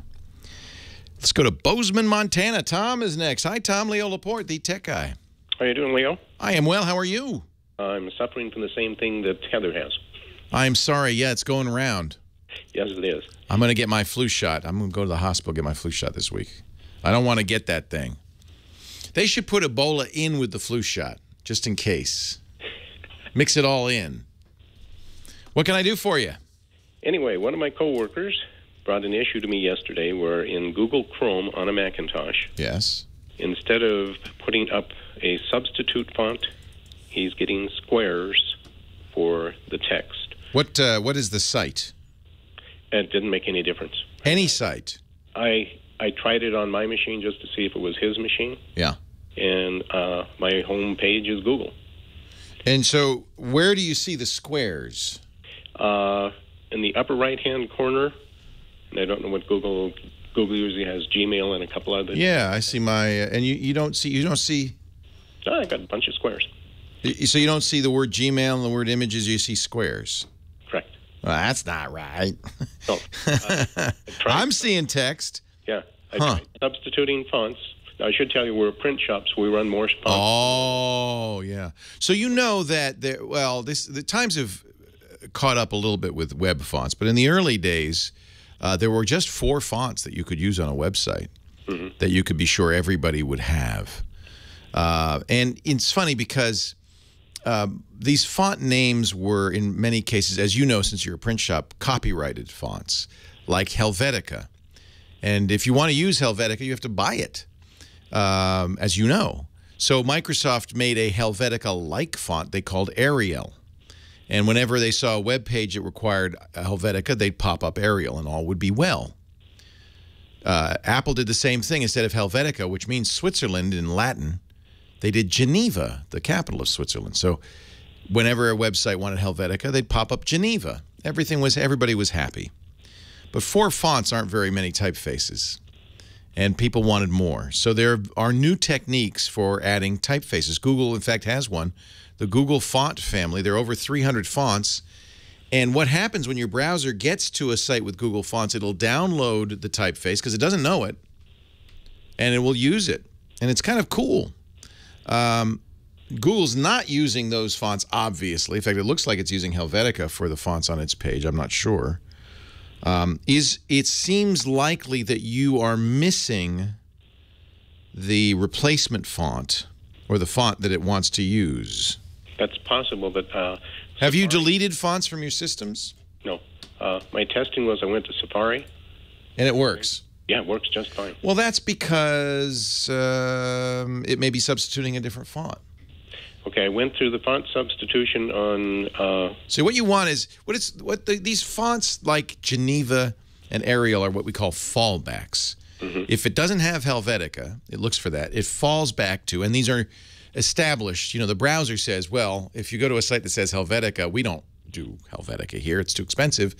Use a fallback font. It sounds like you're missing...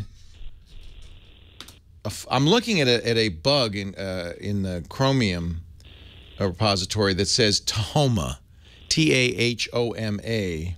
Probably Tacoma is what it should be if that's a font name. Well, Tahoma is a, guess what, is a fallback font. It's not the real Tacoma or whatever it is. It's Tahoma. So I'm thinking that if you installed, one way to do this, it should come with Chrome, right? So one way to do it would be reinstall Chrome and see if something has happened since you installed it. I'm looking, the chat room is providing me with all sorts of, here's one. How to fix the issue when Google Chrome is displaying squares instead of text in Windows 7. Are you in Windows 7? No, this is Mac. Mac, that's right, yeah. N86. Yeah. It sounds like there is a bug somewhere in the encoding. My guess is you have installed fonts, because you're a print shop. You have lots of fonts installed, don't you? Correct, but we're running a font manager to handle those. Yeah, but maybe you have a ID conflict. In theory, a font manager should cancel that out. I agree. But here we are in practice. Now, I did go through the font substitution and told it to go to Arial, and still doesn't do it whatsoever. All right. So you'll find this in Chrome. The area of Chrome, the menu it's in is in the Tools menu of the Chrome settings. There's an encoding menu. Because you're a print guy, you'll probably be able to figure this out. And the fix for it, apparently, is to pick Unicode. So it may be that you are still trying to do something else. So it's in, let's see, Tools, Encoding, or more. It says More Tools, Encoding. And currently I have UTF-8 Unicode selected. Try 16-bit Unicode and see if that fixes the problem. Okay. So, as you can see, if you're watching the video, it certainly fixed the problem on my site. I am now in Chinese. So, it may give you an odd result. Maybe I'd try some other encodings, but I think that that's really where it is. It's the encoding. Okay. Do you have one other sort of comment question? Yeah. Since you've been talking about there being a new iMac coming out? Yeah. Does it make more sense to buy a mini Mac and a fancy monitor than to buy an iMac? Well, it depends on how fancy the monitor. And the new Mac Mini is a fairly slow machine using Intel graphics, the Iris graphics, instead of a dedicated graphics card. The Mac Mini, in order to get the price down to $499, Apple announced a new Mac Mini on Thursday. They basically took a MacBook Air, the guts of a MacBook Air, and put it in a container. So, yes, you can drive a big screen, a 4K screen with it. Will it be fast? Probably not. So, you're certainly not going to get the 5K resolution of an iMac unless you get an iMac or maybe a Mac Pro. I'm actually a little concerned about the performance on this new iMac, and I would hold off until you see reviews. It may, they claim to have a lot of additional chips that they've designed, like this T-Con chip they keep talking about, that are designed to give them better performance. That's certainly not part of the Mac Mini. So while you could drive a 4K display with a Mac Mini, you may have issues with it. Okay. Yeah. You could use you can get both. Get the new iMac and use it as a screen for your Mac Mini, but I don't think that's a good idea. The new iMac will have circuitry, including a dedicated AMD graphics card, designed for that very high-resolution screen. I use a 4K screen with a Mac Pro and dual AMD cards, and it's sluggish and tears and gives me all sorts of weird stuff. So I'm not sure I'd recommend it with a Mini. You can drive it, but that doesn't necessarily mean it'll work. Already. At least well. Thank you, Tom. And try different encodings. Try the auto encoding. If that doesn't work, this video that they sent me suggested a different Unicode. The encoding is what tells the browser, hey, look, you're going to get... Remember, the browser isn't actually seeing A, B, C, D, E, F, G. It's seeing a code for a letter.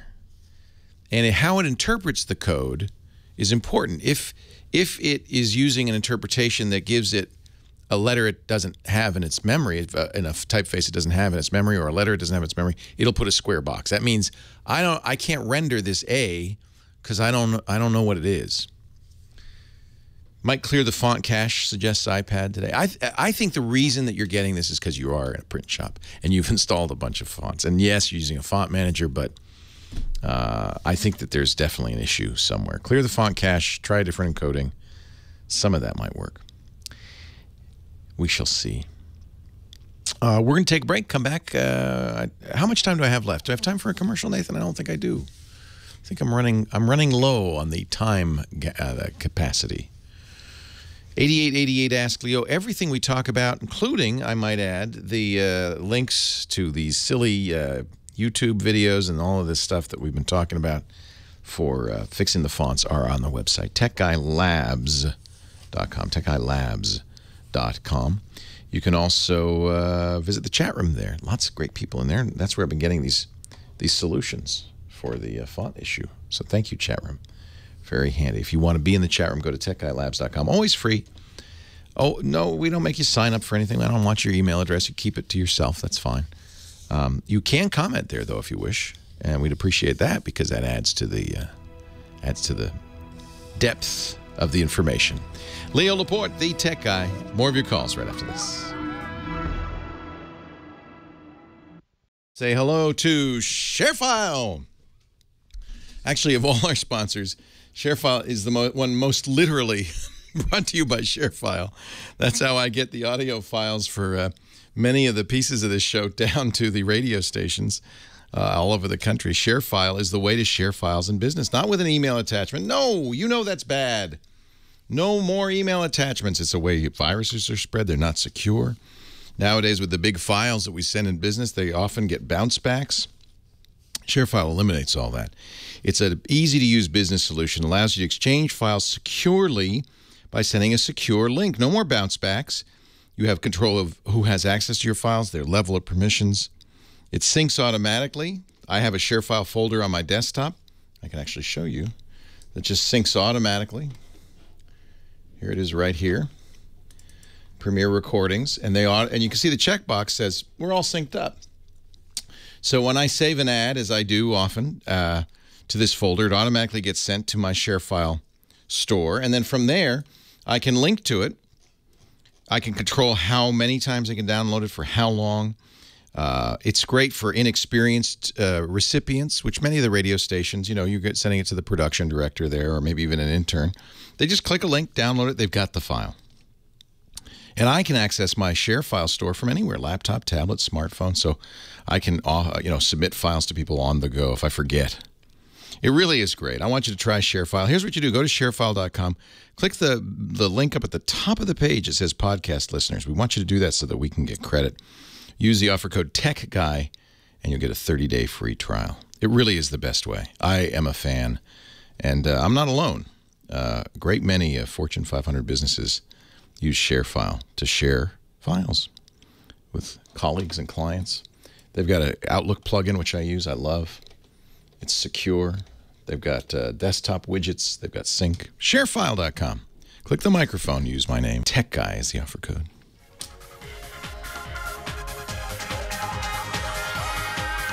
Well, hey, how are you today? Leo Laporte, the tech guy. Time to talk about computers, the internet, home theater, MP3 players, all that jazz. 8888 Ask Leo. That's the phone number. 888-827-5536. Toll free from anywhere in the U.S. or Canada. Outside those areas, hey, no problem. Just use Skype. Same number. It'll be toll free. Leo Laporte. And in Torrance, California, our next caller, Dave's on the line. Hi, Dave. Hi, Leo. Thanks for taking my call. Thanks for calling. What can I do for you? Well, oddities with my home Wi-Fi network that I'd like to understand. Oddities and Wi-Fi, they go together like peanut butter and jelly. It's just, there's always something. Right. Well, I have an Apple Airport Extreme as my wireless. Excellent router. Very good router. And a few months ago, I bought a MacBook Pro and at the same time, Time Warner Cable 20 megabit service. And everything is wonderful. But I noticed that if I power up the MacBook and have it connect when I'm in the same room, the den with the router, and then walk anywhere on my property, I keep the 20 megabit service. Yeah. Yet if I power up the MacBook at 20, 30 feet away in another room, I don't. It labors to even do half that. Yeah, well, Wi-Fi does, in fact, do that. The slower the connection. Now, I understand where the anomaly is here, but the idea that you're farther away, it's normal to get a slower connection. However, it is weird that you can walk farther away and the connection speed keeps up. I suspect after a while it would go down. Perhaps. Now, the second part of my question is, to solve the problem, after consulting with a genius, I purchased a Airport Express. Sometimes the genius is, maybe that's a little overstated, just a very smart fellow. Yeah. Well, no, I use that. That's a good solution. The Airport Express can be used as effectively a repeater. Right. And I put it in a bedroom, but I also wanted the AirPlay for a stereo that's in that room. So I'm doing fine there. However, the Airport Express seems to do absolutely nothing for the Wi-Fi. So make sure you've set it up properly. So when you launch your Airport Administration utility on your Macintosh, and it'll see the Airport Express. It'll say something like Apple AE7943. It has its own SSID. You're going to reassign that, of course. But the way you do it is you say now, and it'll say, okay, let's configure this. And you say, I want to add it to an existing network. You did that? Yeah, absolutely. Okay. It all does it automatically. It's beautiful. Yeah, well, but you got to make sure you choose that because you can do two things with it. You can have it be its own Wi-Fi access point, base station, or you can say add it to an existing network. And you did choose that. It's added as an extending, and when you go to the network preferences, you get a nice cartoon on the screen. Yeah, you can see it's doing it. Yes. Yeah, the drawing will illustrate the path. So that sounds all correct. Now, one thing about those Airport Expresses, how is your Airport Extreme new enough to be an 802.11 AC, or is it just N? Do you know? I don't. It's 2009 vintage. Okay, it wouldn't be AC. So the newer ones that came out in the last, say, year are AC. I don't know if that Airport Express, let me look at the current air, because you do have a new, no, those are N. So, good, you're all right. You're N and N. So you're the same protocol. Huh. So you're... I wonder if the Airport Express is no better at picking up the Wi-Fi signal than the... It might be. So it might be. So you'll still only see one SSID. They'll all have the same name. You're not going to see a yeah. And you're on it. You're just saying that the speed is not all it should be. Correct. Yeah. Yeah, I would say how far well, a couple of things. It's distance, but also it's what's in between. You know, Wi-Fi really is designed to be line of sight, especially because we're using microwave frequencies, 2.4 gigahertz, and in the even higher frequency, 5 gigahertz. The higher the frequency, the more likely a radio signal will bounce off of things. And particularly metal. Metal is death to Wi-Fi. So if you have metal in your walls, if you have an older home that has metal in the walls, or a concrete home, or if you have lath and plaster, sometimes there's enough metal in there. If you just have drywall, it won't impede the microwave that much. But whatever is in the walls, it seems to be enough. Yeah, you might have some metal in there. Yeah, and it can attenuate it so much that you really can't get outside the room. So put that Airport Express a little bit closer. That's one solution. That would be my next experiment, is to put it maybe halfway and see what that does. So Wi-Fi nominally goes 150 feet. I say nominally because it really probably is less. In an open field, perhaps. In an open field, exactly. Well, AC goes much farther and is supposed to go much farther, but my experience has been, you know, if you're getting 100, it shouldn't be more than maybe 20 or 30 feet. How close is the Express? Oh, it's probably 25 feet from the Extreme. Gosh, that's so close. You shouldn't have a trouble. I know. That's why so close. I'm calling. Yeah. It just seems that is it borderline something's not working right, or try opening the door. If it works with line of sight, then there is something in your wall that's blocking it. I'd like also, while we're at this, to invite your chat room participants to tell me if there's any of these power line wire extenders that work, because, of course, I can always... That's another way to do it. And when Powerline first came out, it was terrible, but I am told that it's much better now. So that's another way to do it. And I have Wi-Fi all over the house. I do exactly that. I have an Airport Express in the connected to the cable modem, and then I have Airport Extreme connected to the cable modem, and then I have my old Extreme in another room and an Express in another room, and that all works pretty well. 4,000 square foot house, so it's a lot of space, all one floor. So it seems to work, but it really is dependent on how the house is constructed, what's in the way. It also has something to do with the channel. How much channel congestion there is. The airport's pretty good about choosing Are you in an area where there's lots of neighbors and lots of other Wi-Fi signals? Yeah. Yes. My laptop tells me there's a couple dozen other. Oh, well, there you go. Available. There you go, right there. That's absolutely what's going on. In fact, that would be a good reason to go to the newer AC stuff because that has. I don't know if yours does. Does yours have dual channel? Can you do 5 gigahertz? I'd have to. Yeah, check because if you can do 5 gigahertz, that's always less congested. But doesn't it pick automatically both? No, it doesn't pick it picks a band within the frequency range, but you have to tell it to use both frequency ranges. Okay. So if you have that, try that. I don't know if the Express does that. Yes, since it didn't ask me to make that. I bet you only have one. Yeah. That's something new. No, they have. So the new Express does do 5 gigahertz. Okay. So that's good news. You might have to update your Extreme. Yeah. Yeah. Yeah, I think but that's very congested. That's unusually congested. And it makes me wonder if 25 feet away in my house is too far. Why am I getting all these signals from the neighborhood? Yeah. What do they have? Well, they're all interfering. That's why. But what are they transmitting on? Yeah. Well, a lot of them. This is another thing that some routers, not the Apple routers, but some routers use tricks to eat up the spectrum. They'll do a MIMO tricks where they're using 3 bands, and then there's no spectrum left for anybody else. Your neighbor's getting great Wi-Fi, and everybody in the neighborhood's getting terrible Wi-Fi. And it may well be they're using one of those. So I need a wired solution and a jammer. He's effectively jamming you. Yeah. When he does that, and that's really a terrible thing to do. And some routers. I don't know if they still do that, but some routers did used to do that. Wireless RF, radio frequency, is a dark art. You ask any radio station engineer, and they deal with this all the time. It is a dark art. Weird things happen when you get up in the airwaves. I use 5 gigahertz whenever possible in my house because my Sonos is at 2.4 gigahertz, and it congests the airwaves. You got to play with it. Leo Laporte, the tech guy. Yeah, Insider's very helpful.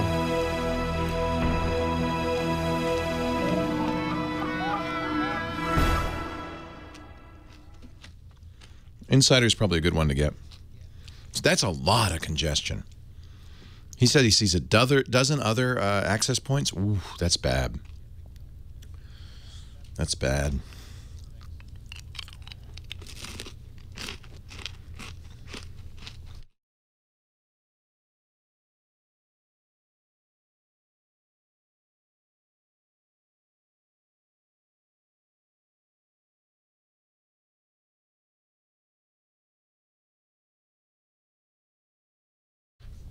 It's just, RF bounces and skips, and it does just weird stuff. It just does weird stuff. So the new Airport Express is dual band, which is nice.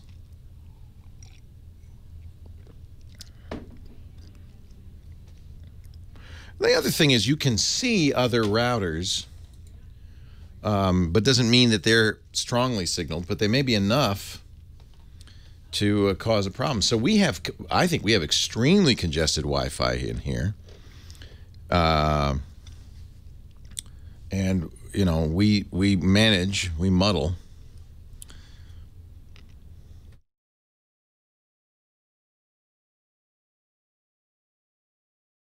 But our IT guy, Russell, does a lot to play with it. Yeah, I think the airport router is worth the money. That's certainly what I buy. Now, I should say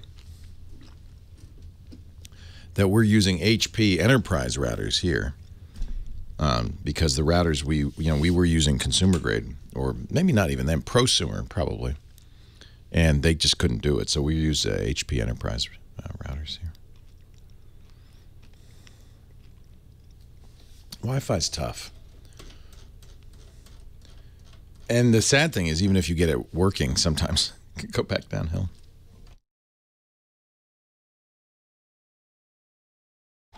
Yeah, we never got that.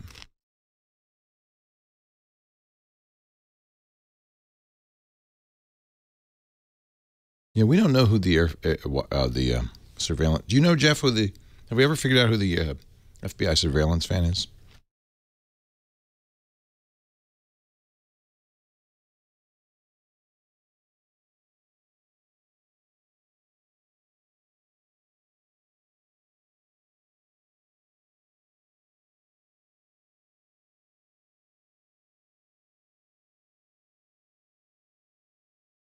Well, I like those new Asus DDWRT routers. I think that's probably a good choice, yeah.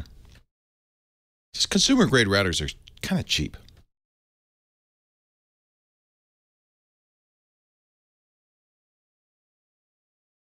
Leo Laporte, the tech guy, 8888. Ask Leo the number. Eddie is in Los Angeles. Hello, Eddie.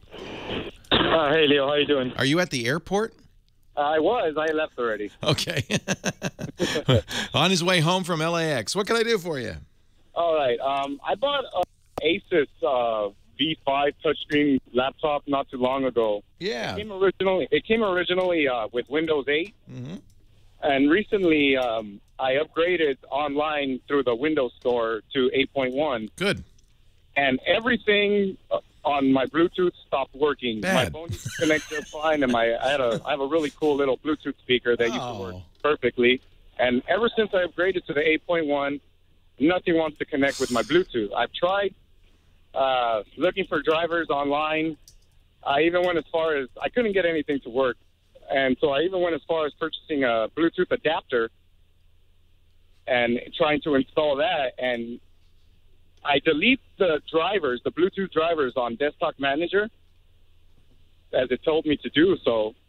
But these drivers keep on popping up after I delete them. Yeah. And I don't know why they keep popping up. And it seems every time they pop back up, it interferes with the software and it says driver error. Yeah, I see. I'm looking at the the Acer community forums, and you're not alone. Apparently, 8.1 did break the drivers on the V5.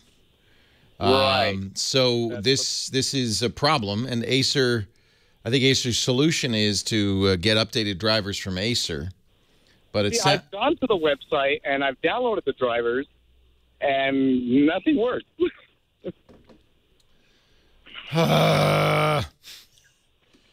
Yeah. I've gone online too, and different forums, and I can't find nothing. So I'm looking, and we'll put a link in the show notes to this particular thread on the Acer support forums, because this sounds like it worked. Really? You need to, you need to get the Bluetooth chip in there is the Atheros, Atheros. Yep, from Qualcomm, right? Yes. So you need an Atheros driver, a more up-to-date one. You have 8.0.0. You need 8.0.1. And you can apparently get that from the Atheros site. But I'll tell you what, rather than trying to walk you through it, let me just paste this into our chat room, and then from there we will put it in the show notes. It's on the community forums at Acer. It sounds like they did have a problem. And if you can update the Atheros driver to a more recent one, it fixes the problem. The problem, of course, is also that it sounds like Windows Update says, wait a minute, no, you don't want that driver, you want this driver. Is that where you're getting? Yeah, because I delete them from the device manager. Yeah, and then they want to plug and play it back in again. Right, and it comes back in, and I don't know how to stop that from happening, because with my Bluetooth adapter, I was able to connect my Bluetooth speaker. It should all work. It should all work. I was able to connect it once, and then the other drivers popped back in, and it interrupted. This is this is plug and play. This was the idea that you don't have to think about this. We'll take care of this. It's been driving me crazy. But when it doesn't work, it really doesn't work. So I think it looks like, and again, I put this link in the show notes, so you can go to techguylabs.com in a few minutes and click on it. It describes the driver that you need that apparently fixes the problem. It looks like you're getting it from Qualcomm, not from Acer, but I'm not sure. I haven't, I'm trying to do a show and read it, but I think if you follow that link, it sounds like they fixed that problem for somebody. Cross your fingers, it'll fix it for you. My suspicion is it's bad to remove. Don't remove anything. Just install the new drivers on top of, and perhaps that will pacify plug and play. We're being fair here. Remember, I castigated Apple because they had so many problems with iOS 8 and the updates to iOS 8 that broke things, and warning people, hey, I know there's a new operating system for the desktop Yosemite, but you don't want to be the first. 8.1 is a massively wonderful update for Windows 8. It's a highly recommended. But whenever you do these, there's hitches. You get some hitches, and you know, this is a hitch, and it's really actually much more difficult for Microsoft if you think about it. Apple only has to work with the stuff they sell. They sell the hardware. There are only, you know, a couple of iPhones it has to work with. For iOS 8 to have problems, it's kind of amazing. Microsoft has a much larger issue. They have to work with thousands of different brands and almost infinite number of configurations. That's one of the reasons, for instance, you're seeing the technical preview for Windows 10 right now. Windows 10 is a year off, but they want people to start using it now so that they can figure out where these problems will lie. And they, no matter what, they'll still have problems the day it ships. This stuff's way complicated if you think about it. Trevor, Oceanside, California, our next caller. Hi, Trevor. Leo Laporte, the tech guy. Hey, Leo. Great to talk to you. Thank you very much. So, I have a question about GoDaddy, and I am starting to get to the point where I'm not a GoDaddy fan, by the way, as you may know. Okay, well, I do listen to the show, but the reason, you know, there are a couple of things I don't like about GoDaddy. One is better because they've got rid of the guy who founded it, and they've got a reasonable board now and a reasonable CEO. But you know, I didn't like the sexy ads. I thought that's inappropriate.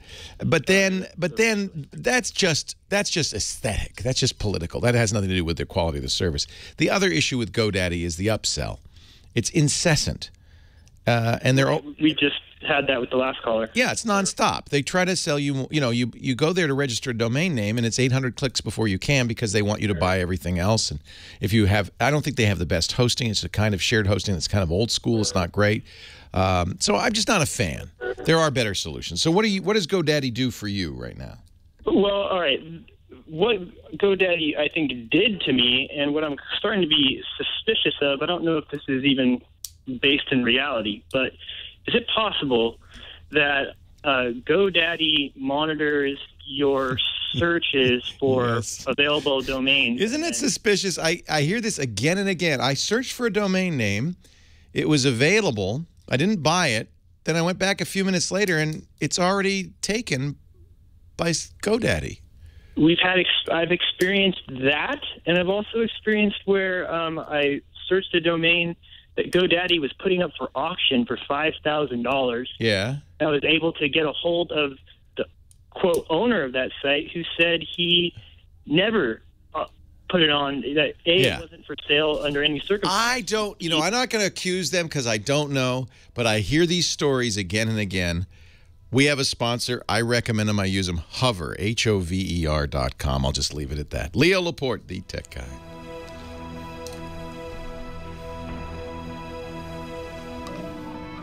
Hover does not do that because I've searched for domain names many times, not bought them, and then gone back and got them. The Tech Guy Show brought to you by a company that helped us immensely when it came time to hire. I don't remember what the job was that we were hiring for. I think it was an admin. But we needed that person fast, and that's why we went to ZipRecruiter. You know, job boards are great. I mean, what an innovation. Nowadays, you can search for an employee on a job board, and it really is an easy way to reach the vast majority of employees. The problem is there are more than 50 job boards. What board do you use? What's the right board for that job? Well, I got an idea for you. ZipRecruiter.com/techguy. That is, this is wonderful. You post once, you get on 50-plus job boards with one submission. I love it. ZipRecruiter.com. They'll also put it on Twitter and Facebook and Craigslist and all the other social networks as well. It's so easy. You'll love ZipRecruiter. You post once, your posting gets everywhere. You're going to get a lot of resumes. That's nice because ZipRecruiter has a great interface. It'll let you rank them and go through them real fast. You no longer get those phone calls or emails direct to you. That's nice. You'll find candidates in any city, in any industry, nationwide. You post once and watch those qualified candidates roll in, and their easy-to-use interface makes it very easy to screen them, rate them, and hire the right person fast. You'll even get a page that looks great on your website for a job, you know, your brand for a job site and a career site. Really nice. We've got a deal for you, too. 4 days free of ZipRecruiter right now if you go to ZipRecruiter.com/techguy. You know what? That's probably enough time to hire that candidate. If you need somebody fast, if you need the right candidate, you need ZipRecruiter. ZipRecruiter.com/techguy. 100% satisfaction guaranteed. Post your job now and get 4 days free at ZipRecruiter.com/techguy. Leo Laporte, the tech guy. 8888 Ask Leo. Rick is on the line from Kansas City. Oh, Rick, the excitement builds. We're heading towards Tuesday. And a little bit of a game going to go on in Kansas City. Hey, Leo. Hey, how you doing, Rick? All right. Hey, I'm going to make this quick. I'm a professional truck driver. Leo, my family has Sprint as a carrier. Yes. They're telling us now if we upgrade our phones to the new Apple 6 or the Samsung 5 that we cannot talk or surf on them. So that's a big... you mean you can't talk and surf? Right. So my wife is pretty upset about that. And so there's a lot of times that we'll be driving, she'll be talking to her daughter and looking for a restaurant to meet. And they're saying you can't do that. Yeah. And well, that's too bad because you can on Verizon now. It's called Voice over LTE, and I would imagine Sprint's moving in that direction. The idea is instead of the reason you couldn't do it on Verizon and Sprint before is because they were using the CDMA network for the voice call, and that meant you couldn't use the LTE network for data at the same time. You could only use one at a time. I thought that I know that Verizon has fixed that, and I know the iPhone is capable of it, but it sounds like, unfortunately, I'm sad to say, Sprint has not yet implemented VoLTE. Yeah, because I called them the other day, and they said, sorry. It's everybody but Sprint. iPhone 6 or the Samsung 5 won't do it, so we're looking at AT&T now. Verizon will do it. Verizon will do it. Verizon will do it? Yeah, but AT&T, of course, will. Any GSM network, AT&T, T-Mobile will do it. It's just Sprint. Oh yeah, now eventually Sprint should do voice over LTE. It's inevitable that they will. Did they give you a time frame? Nope. Huh. What they did, Leo, talked to the one lady, then she gave me her manager. Yeah, because she didn't know. Same answer. Yeah, she didn't know. Right. Yeah, it was a limitation of the old technology that both companies use, CDMA, and it's just Sprint. So that's kind of disappointing. Yeah, I mean, if that's really a deal breaker, you're gonna have to move to another carrier. It's been that way all along, though, right? I mean, this is nothing new to them. Oh, yeah. Now, I do have a Blue Parrot Bluetooth I've talked to you on. Yeah, and I use a JBL Bluetooth speaker, holds 8 hours of charge. Good. It's about half the size of a Pringles can. It has some fantastic sound that comes out of it. So you use that in the truck? Oh, yeah. And I run off a Random McNally TND 520. That's, what is that? GPS. Ah, GPS. I didn't know Rand McNally made GPSs. That's good. Oh yeah. So if you're gonna trust anybody with a GPS, you ask a trucker what do they use. So that's good. That's a good recommendation. Oh yeah. I want to say this is my first time call. Great. I listened to you for about 2 years. Had you on my XM till they dropped you, then I dropped them. Take that! Yeah. Then I have a Samsung S3, which I use it for everything now. It's a nice phone.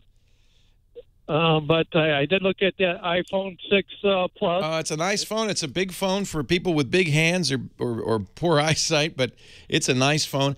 Rick, yeah, and even Verizon in some areas would not do this. This is the move to voice over LTE is taking a little longer, I think, than the carriers thought it might. But they are both moving that way, and eventually, at some point, you should be able to do that. In the meantime, both AT&T and T-Mobile, because they use GSM, have no trouble voice and surfing at the same time. It never bothered me, but you've got a good use case. You're on the phone, you're choosing a restaurant, you want to do both at the same time. Hey, Rick, it's great to talk to you. Drive safely. Glad to know you're listening on the road. Doug is in Panama City, Florida. Hi, Doug.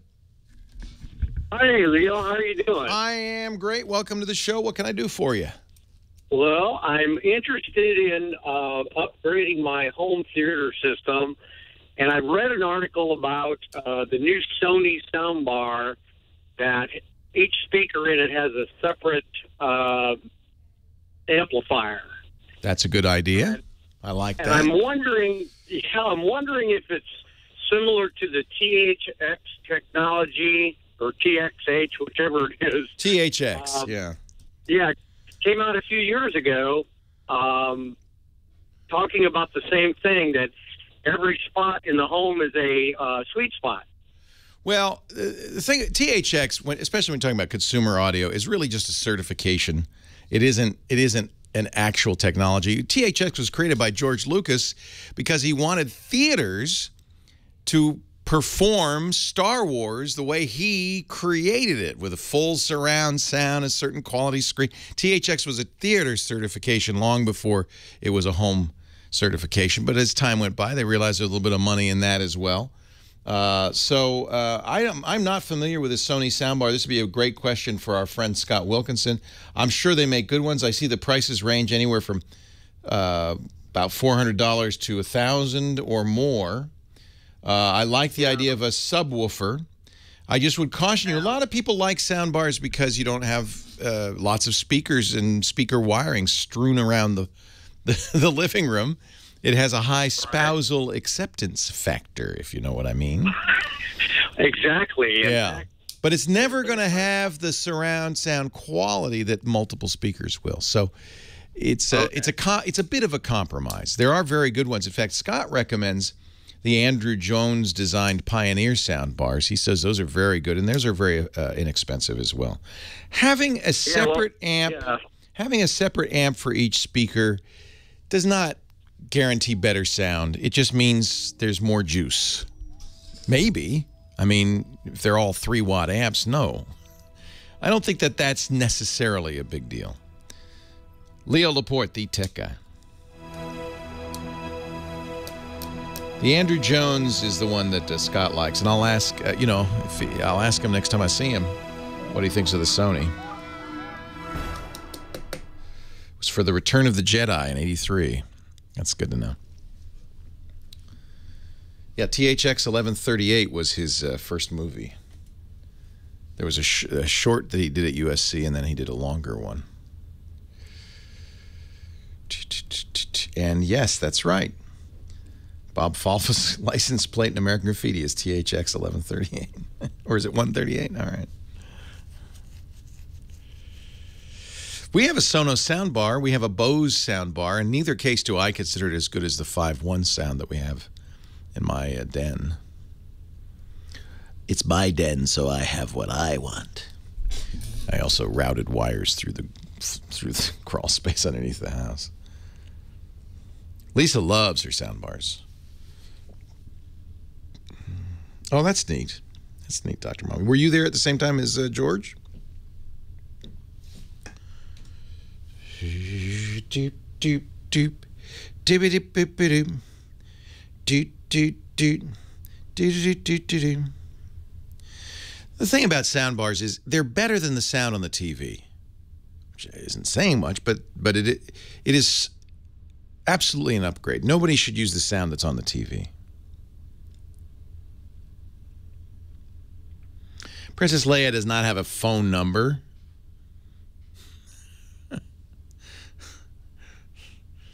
You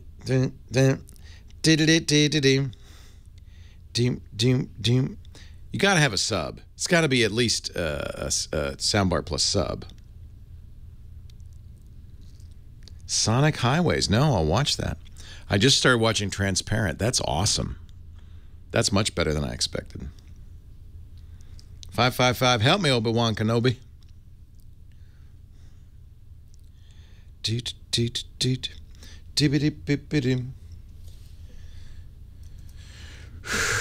Oh, her jail cell number. Not her cell phone number. I get it. Oh, that's funny. Her jail cell number. Leo Laporte, the tech guy. Dick DeBartolo, the Mad's maddest writer. I just saw you on Facebook.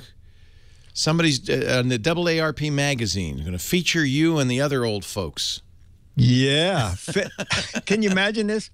People who have contributed to Mad Magazine for more than 50 years. Wow. And there are 7 of us. And when John Ficarra told me, I said, gee, do I want to be an ARP? And he said the circulation of the magazine is 22.5 million. Oh, my God. Yes, the largest circulation of any magazine, I think, there are a lot of ever. oldsters in the world. I'm one of them, by the way. Exactly, Proud member of the AARP. Exactly. Well, good. So when is that article going to be out? 2015, they work about 5 to 6 months ahead. I'll look for it. That's great. Yeah, great. So Dick joins us every week. Go ahead. I'll probably tell people when it's out. You might mention it. I don't know. He's very unassuming, kind of self-deprecating kind of fellow. Yeah, that's me. That's you. Dick usually brings a gadget along with him. What do you Well, I have a fun gadget. There was a new show in town this week called Get Geeked. Oh. And I went to that, and Lenovo was there. And I said, you know, what's new? And I said, a new tablet. I said, tell me it does something different because I'm tableted out. So actually, it is very different. It's called the Yoga Tablet 2 Pro. It's a big tablet. It's 13.3 inches QHD, 2 gigabytes of RAM, 32 gigabytes of storage, micro SD slot for adding up to 64G. That's all kind of standard. Little tube along the bottom of this tablet that holds a 9600 milliamp battery for about 15 hours of run time, but a built-in Pico projector is also in that tube, so you can project directly from your tablet to a darkened area, get a 50-inch picture. It has an 8-watt JBL speaker system, 2 front-facing speakers, and a little woofer facing the back, a 5-watt. This is a tablet? Woofer. This is a tablet, Leo. And it's a little more than 2 pounds. And I said, tell me the price. Oh, it's heavy. Oh, that's heavy. Yeah. Well, 2 pounds, yes. But, I mean, it's got a lot of stuff going on there. Yeah. You know, Bluetooth and I can't believe optional, a tablet with a subwoofer. Yeah. LT wireless is the only option, and it starts at $499. Oh, that's not bad. That's not bad at all. It's the Tablet 2 Pro. They just released it on October 10th, but Windows 8, it should 8.1. No, it's running Android okay. KitKat. Android KitKat. KitKat. KitKat. KitKat. And it should be, I think Best Buy and Lenovo's website will be the 2 retailers end of October. I actually like these Lenovo mixed tablets. They also make Windows tablet versions of these, and I think they're pretty nice. I don't think this particular one is available in Windows, but they did announce a Windows tablet also on October 10th. Dick's website, gizwiz.biz, has details on this and all the gadgets he talks about, not just here, but on ABC's World News Now and all the other appearances he makes. It also has a chance to play the What the Heck Is It contest. You'll find a big link there on the website. A picture of a close-up picture of something. I don't know what that is. If you can identify it, well, you don't actually have to identify it. If you can make up a good theory as to what it is, you have a chance to win an autographed copy of Mad Magazine. 12 for the right answer, 24 for the best, cleverest wrong answer. And all the details are there. You're going to be playing for the, well, you have till October 31st. I guess you're going to be playing for the December issue. The December issue, that's the cover of the December issue. And if you're in New York tomorrow, the meetup is at 2 to 4 p.m. Oh, we still have time. I thought I missed it. It's here. It's here. And you'll find out more about that if you go to Dick's Login blog. Exactly. At gizwiz.biz. Yes, sir. He's got clever names for everything. I do. I even have a clever name for you, but it's not family friendly. So I can't. This is always a lot of fun. The meetup that Dick does every year at the Boat Basin Cafe in New York City. If you're going to be in New York tomorrow, go by and say hi. It's a lot of fun. Dick, thanks so much. Thank you, sir. Stick around. The Giz Fizz follows on the podcast network after the radio show, featuring Dickie D and his chat room celebrity of the week and his cheesy tin horn. Right?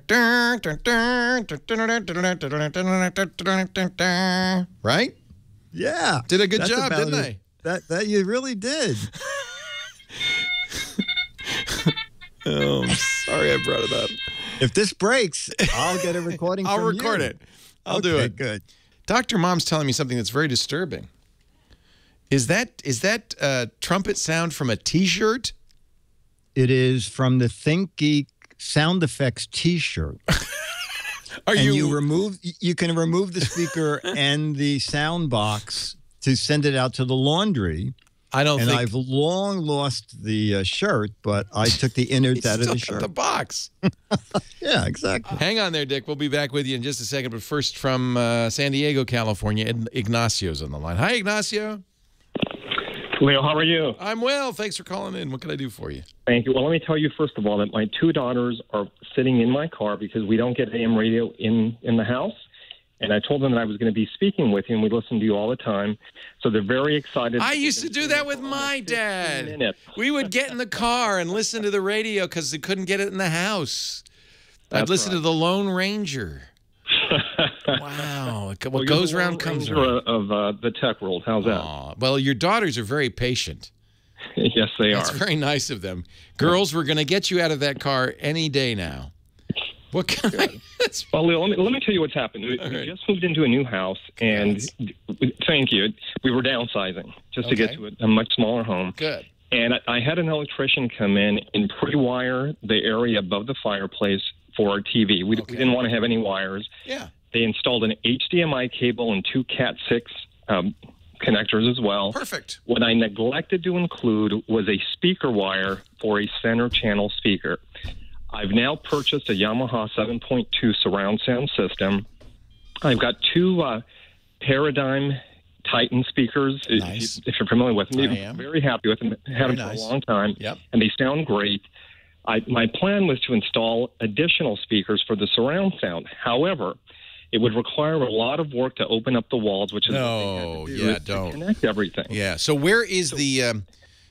Are you using an AV receiver? What are you using to drive the speakers? It'll be the AV receiver, correct? And the AV receiver is obviously not in the wall. Is it in another room? Where is it? No, it's in the same room, probably 15 feet or 10 feet from the TV itself. Got it. So the leads from it to the TV are going through the wall, the HDMI cable. Correct. But obviously the speakers are going to have to go into it because you didn't put them through the wall. Well, I did run the speaker wires to another part of the house. However, the one wire that I didn't include was one for the center channel speakers. Who knew? There'd be a center channel. Exactly. Left, right. What more do you need? Right. Well, there's a couple of things. You could fish it through, I suppose. It would require opening up the wall, and that is the one thing my wife really doesn't want me to do. I don't blame her, Yeah. So you're looking for a wireless center channel? Well, the real question is... Unfortunately, we're out of time. Oh, hang on, because I'll answer your call off the air. Leo Laporte, the Tech Guy. Have a great Geek Week. We'll see you next time. Well, that's it for the Tech Guy Show for today. I'm Leo Laporte. Thank you so much for joining us. Don't forget, the Tech Guy is just the tip of the iceberg. We do nearly 30 shows now on the Twit Netcast Network, and you'll find them all at twit.tv. We talk about Windows on Windows Weekly, Macintosh on Mac Break Weekly, iPad on iPad Today. You get your daily dose of tech news from Tech News Today, and our weekly roundtable show, This Week in Tech. It's all at twit.tv. And I'll be back next time with another great Tech Guy podcast. Thanks for joining me. See you next time.